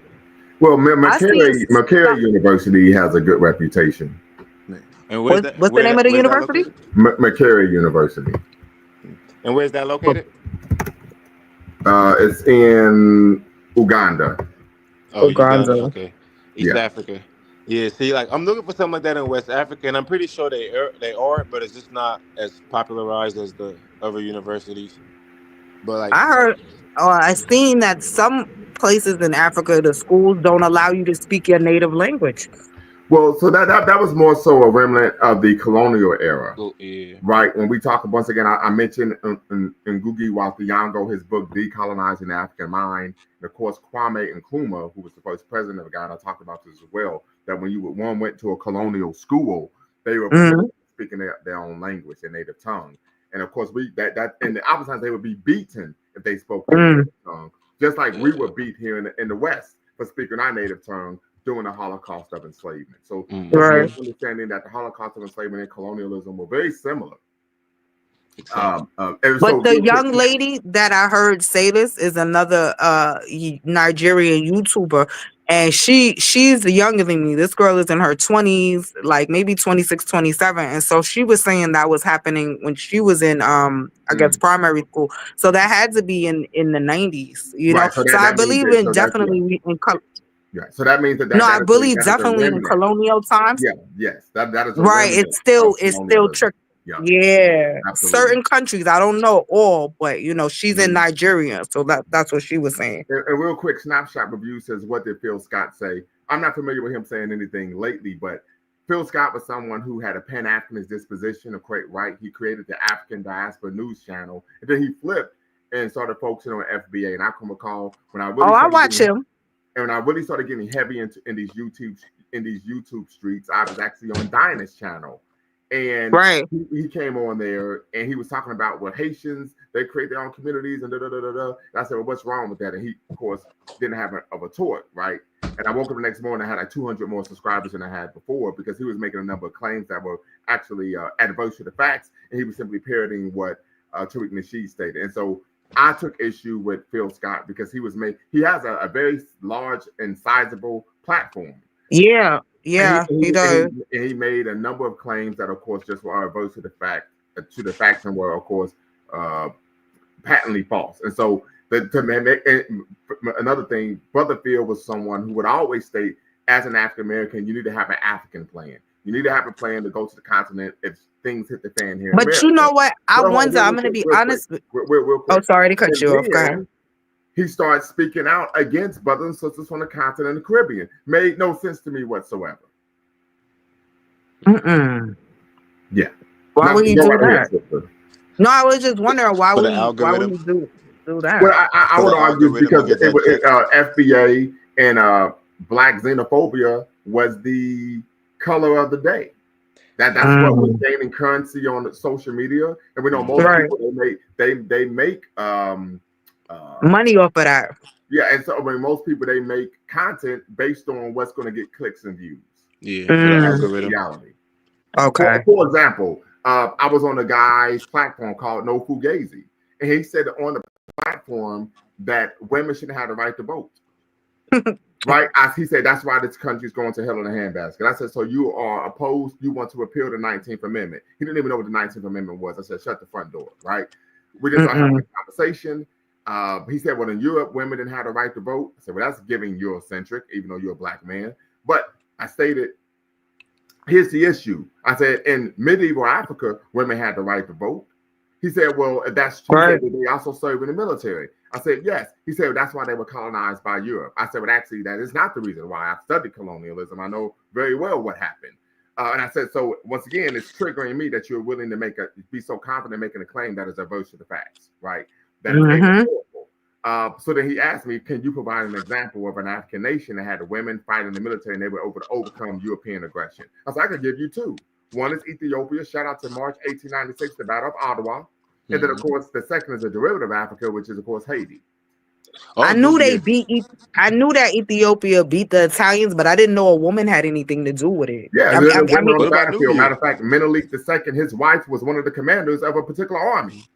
And I did not Nubia. know that.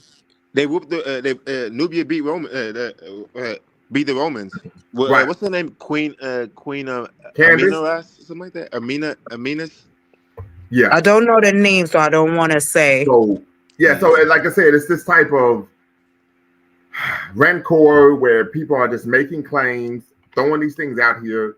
And here's the other issue, because I don't try to come off as someone who is classist, but most people do not have the luxury of going to college and studying African and African American history. I agree, because I didn't have that luxury. So anything that I have to learn, I have to learn on my own, or even study. Like you learn. If you have that thirst for the knowledge, you will learn. Yeah. But you can't just run around here ignorant. And that's where it becomes dangerous, because that thirst for knowledge, people take advantage of it. Yes. And I've been through that. As Brother Lumumba, he'll tell you the whole. I don't even want to mention it, but the whole NOI. I've been through all these little different. You start realizing that, wow, none of this stuff is actually gonna provide what I need and give me actually what I'm looking for, which is the liberation of Black people globally. It's not going to give you much. Right. Most of it is just like it's all rhetoric, but you have to really be able to differentiate, be able to do like certain type of research, be like Right. and that's And to where be able to do that research is time consuming. Most people are working jobs that are very Mhm. tiring and taxing. So it Mhm. plays an issue. This is one of the reasons we created the platform, because I would be able to use my education along with Brother Dwayne Omawale, who's the resident historian here at Lumumba Speaks and Be Quiet Network, to actually, provide some factual information to a lot of the information that misinformation that a lot of our brothers and sisters receive. Well, Very may I quick ask you a example. question? Yes, go right What ahead. if in my journey of learning more, what would be a book that you may recommend that I would be good to read to start off with? I would tell you what. I would tell you the book that I started off with. Okay, tell me. I'm Introduction to getting Black my Studies pen. by Introduction to Black Studies by Dr. Malana Karinga. That was your first book? This was the first book I put. Introduction of Black Studies. Introduction to Mhm. Black Okay, Studies. well, I'm gonna Fourth get me edition. that book. Fourth I started edition with by Dr. Malcolm The X. Malana fourth Karinga. edition. Yes. The fourth edition. Yes, ma'am. Okay, I'm gonna grab me one of those. I read Malcolm Uh, X too. I read that book. That was good. The right. The second autobiography. book I would tell you to get, starting off, Mm-hmm. African American Psychology, fourth edition, from Africa to African. America. Let me write that down too. Hold on. Let me write that down.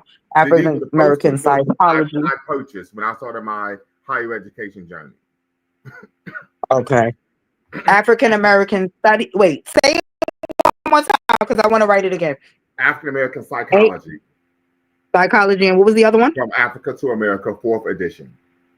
From Africa to America. Right, and then Fourth the next edition. is the Introduction to Black Studies by Dr. Malana Karinga. Fourth Introduction. edition. Okay. Introduction. Say introduction to what again? Black Studies. Oh, Black Studies. Okay, Right. Black Studies. Fourth Yes, edition. Brother Kevin says Lumumba basically Phil Scott flip flops. He says FBA rhetoric 1 minute, then say Pan-African content another. Hence he sends mixed messages when it suits him for clicks and views to appeal to everyone. Facts on facts on facts. That's the issue that I had. So I said this is someone who is extremely disingenuous. I mean, I just want to make sure, is Phil Scott the dark skin heavy man, the African dress? Okay, I just want to make sure. Right. And also Sister Brenda Gail Plummer, you might want to check her out as well. Some of her literature. Gail Plummer. Brenda Gail Plummer.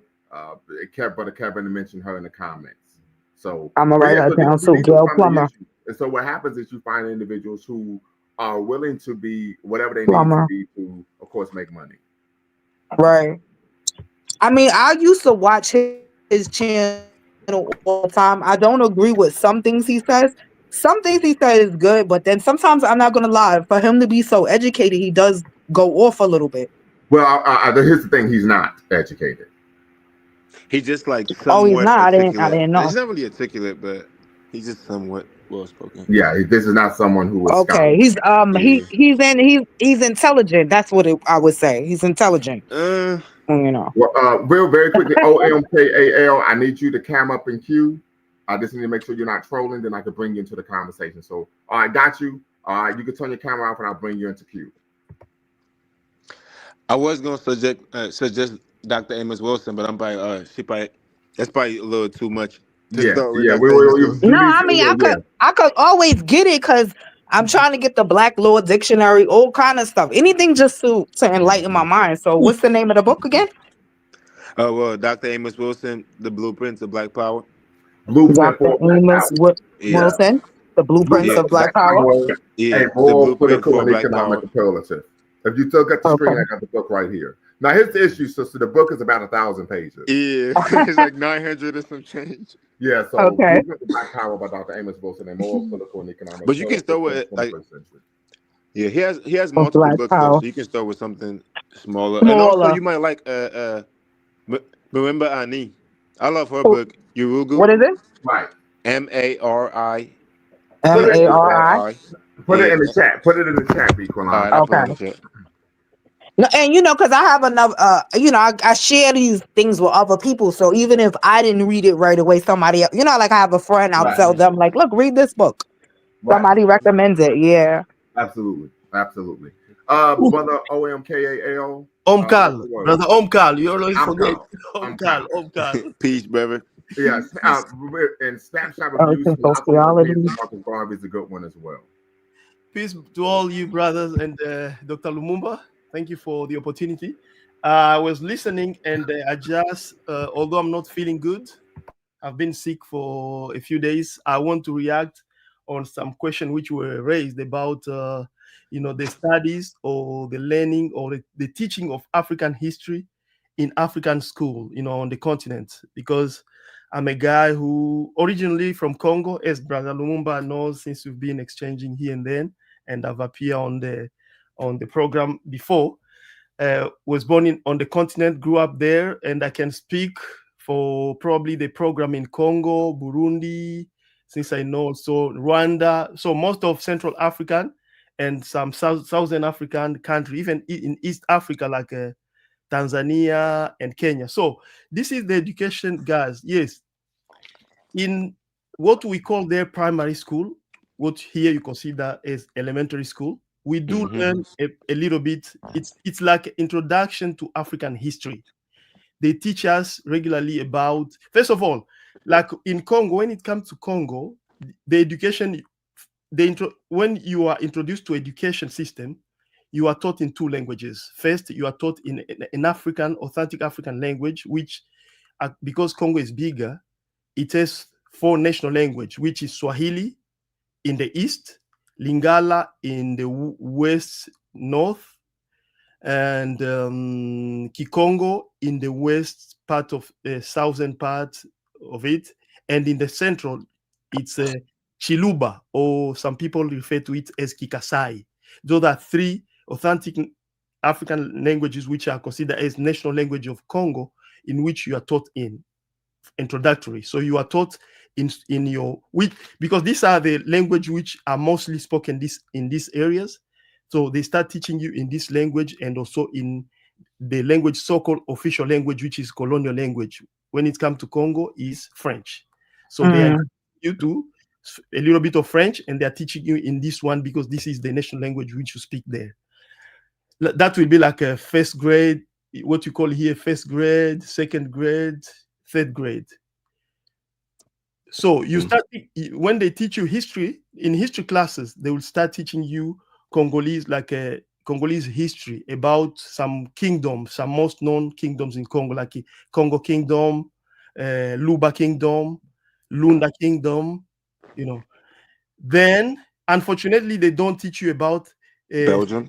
And then they will teach you, because most of those research were done by, of course, there were some Congolese before. It used to be, mostly Belgian literature, but now in these years, because there is a lot of African historian, like Congolese historian, who they've come up, they've started correcting some of the lies or the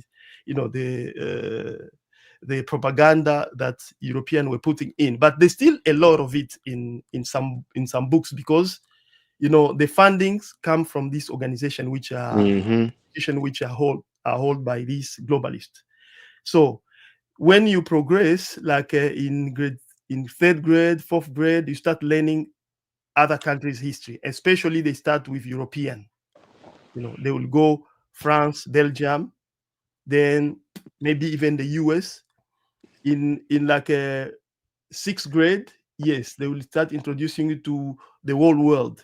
Now, when you go to high school again, yes, you're gonna learn a little bit deeper African history. You start learning other African, countries, kingdom. Like, for example, you learn about Zimbabwe, the Great Zimbabwe, the Monomotapa, the Songhai Kingdom, the Mali, the Ghana, and so on. But when it comes to language now in high school, you are mainly taught in French. Like when it comes to Congo, you are taught mainly from third grade and up.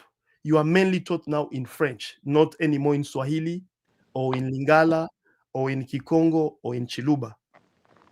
You are mainly taught in French. And then in grade 8, you can choose to, like in my case, because I went to a great school, I would say, I had the third option of taking English as well from 8th grade. You continue like that, but now here in history, instead of going deeper in African history, they will start mixing up. They will teach you about Egypt, yes, but they're not gonna tell you that it's Kemet. For my case, that's what I realized. I, I I came to know that Egyptian civilization, the way how they will teach you, it's like I've noticed it's probably the way how they are teaching our kids here in the US. Some teacher, they are not gonna mention that it was they're not gonna mention for most of the time that it was a Black African civilization. You might be lucky to get a teacher who's gonna tell you these people they came from the south and so on, but they're not gonna emphasize that they are your people until when you go maybe to university or you start doing your own research. Then you know that, oh, this actually, for example, I came to understand that some first experiment of pyramids were done in an area called Api, which is located today in northeastern part of Congo, nearby Sudan. Yeah. Then they materialize it in Sudan and so on. And actually, like even the Ishango, you will be surprised that I found out about Ishango bones after I was out of high school. In high school, they never told us about Ishango bones. Although I finished in the 2000s, So that the situation. And in Tanzania as well, the good thing in Tanzania, the whole of you can call elementary school, even in high school, they still teach you in Swahili. You learn mathematics in Swahili. You learn every class. You learn it in Swahili. That's the good thing about Tanzania, and that's why I always say that Tanzania probably it's among most of my.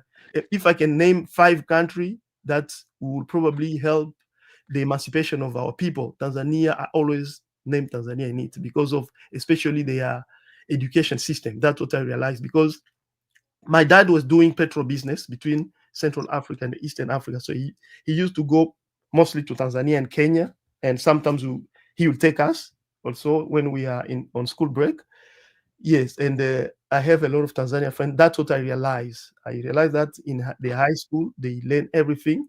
And in Tanzania, actually, from 8th grade and 7th grade, they used to encourage kids to pick one technical skill to learn, be it construction or agriculture, or like now, since as I'm older and I've traveled throughout Africa and now I'm in US, I found that it was a great idea because you will finish high school knowing a certain type of skill. Then trade. Yes, like a trade. Then you'll choose to either continue with it to university or go to special trade school, or you start working, or whatever you do with it. Which it was good. It was great. So do Congo teach about Leopold? I don't like calling him king. Like, do they teach about him? Yeah, when they teach about the history of Congo, they teach about the atrocities of Leopold too. Yes, that's They teach us about those atrocities, and they teach us that. Actually, and do they speak on how that still affects the area to this day? Yes, they still up to this day. But the only bad thing is that with the current mediocre leadership which we have, I've heard that the Swahili, the mother tongue, the national African language, it seems like it has been reduced to fewer classes than it used to be before.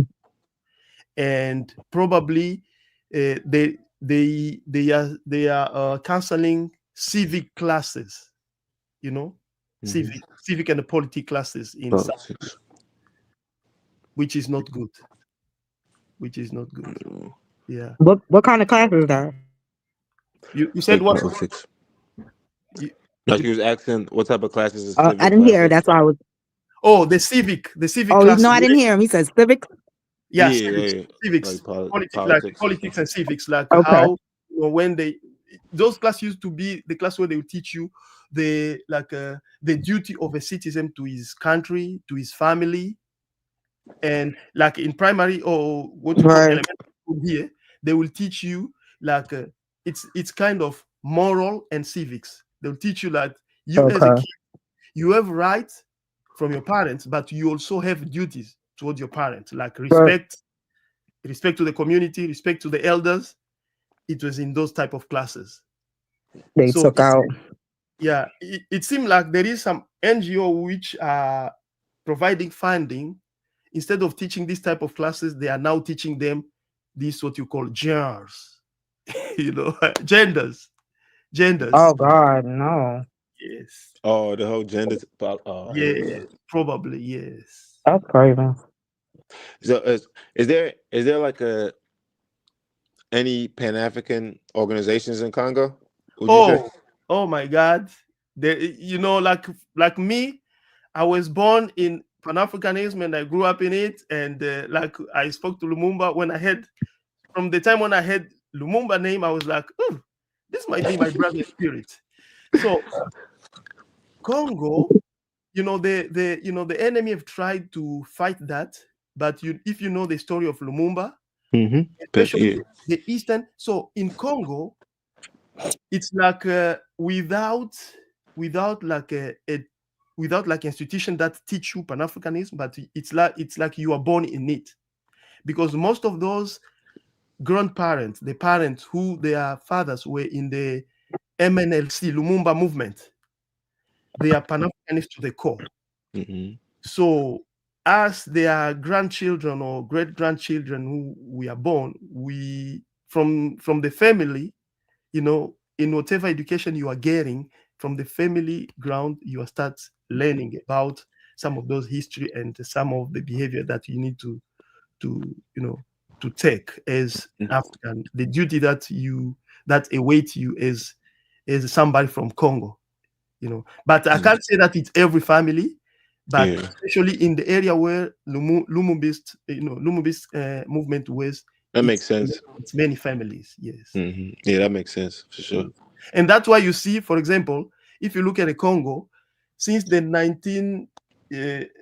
the 1996, the plan was to divide Congo in few countries. Up to now, they haven't succeeded because there is that ideology. We are one. Our destiny is one. We are Pan-Africanist. We will fight it until, if they can exterminate all of us, so be it. That's why you can hear now in Congo, there's more than 10 million people have died. I know a lot of people don't know this, other than those who are informed, who have been reading a lot, because they are even suppressing the true information of what is going on in Congo. Yeah, that's facts. Yeah. Mm-hmm. So it's like, is it so I'm from Western Africa, but I never actually went to like what you would call secondary school in Africa. It was mainly primary school. Yeah. But was you guys taught in like Central and Eastern Africa about the transatlantic slave trade? Yes, you are taught. Yeah. And about the trans-Saharan slave trade? Yes, also, yes. Oh, we wasn't taught that. From primary school, like us, because the East African trade, some of our people were victim, like us in Congo. We were victim of that Eastern or Arab slave trade. Yeah, the trans-Saharan slave trade. So they teach us a little bit from primary school, but when you go to high school, then you learn both. The Eastern slave trade and the transatlantic slave trade. But I noticed that they put more accent on transatlantic slave trade. I think because of the European involvement and the Belgian way, and because the Congo Kingdom was also mainly affected on that, and our brother in Angola and Angola. Yeah. So yes, you learn about that. I think for most people, it's only that there is many classes that we take in high school that you don't store all the information. So some people might forget and say, oh, I don't think that I learned about this. Yeah, I never heard about that. Yeah, but we learned it until I started reading. Yes. It's just there is so many classes that you take, so you forget the information. And because another challenge, I think, because of all these challenge that the continent has gone through, in many countries, you don't have books. You are given this, how do you call it here? Notebooks for yourself to take notes. So the teacher will write on the blackboard or on the board, then you take notes. So do you see? It takes a lot of time to to get all those notes. I think that's the other challenge. That's why we don't go through a lot. Support, like Yeah. the class, Yeah. because like the school I went to definitely was not a top school. Yeah. So I think the class also plays a part, like in what class you're in Africa. Because people don't realize there's a class issue in Africa too. That some Africans are really, really, really rich, and some are really, really, really poor. Well, yes. Like the in between is very hard. Yes. Yeah. There is that. And the other issue, Brother Biqualan, is that you attended a parochial school. Yeah, it was. Yeah, right. So they was primarily focused on religious instruction, religion, rather than actually learning world history, civics, economics, so on and so forth. Mm-hmm. So just something to, of course, consider. Well, family, we're going to get ready to close out. So just want to provide everyone with a chance to, of course, make a final statement before we close out.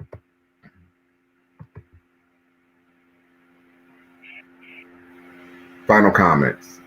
Anyone? I just wanted to say thank you for allowing me to be part of the panel, and I'm going to follow you now, and I just had a good time. Thank you. It's nice meeting you, sis. You too. Likewise. Absolutely, and we expect you to be pulling up on a regular basis. You know I am now. And even if I'm not on the panel, I'm gonna be in the comments. I'm gonna be here. All right. Thank you. Very good. Very good. All right. I almost said Merry Christmas. I had to check myself.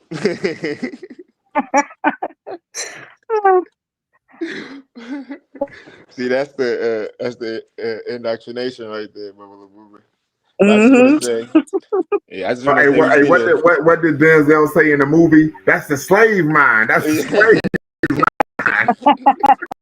Denzel, that's the slave mind. He still got the conquerors here, but yes. All right, very good, very good. Brother, I'm Kyle. Any last thoughts? Just peace to everybody. Happy New Year. We are about to start the new year, and I'll advise, because I know not everybody can get the books. I saw there was that book somebody recommended, the destruction of Black civilization, yes, and how the European underdeveloped Africa. Yes, if you can, absolutely. Yeah, if you wanna know, because I think what is going on in the Great Lakes, as I always tell Brother Lumumba, it's capital to our development as Black people.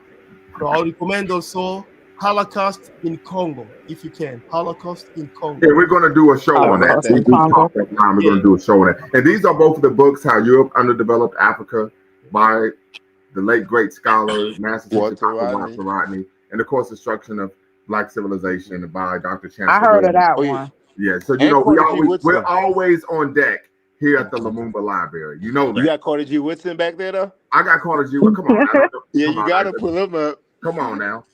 Seriously? You got to ask that question. I was setting you up. I want you to pull it up. That's why.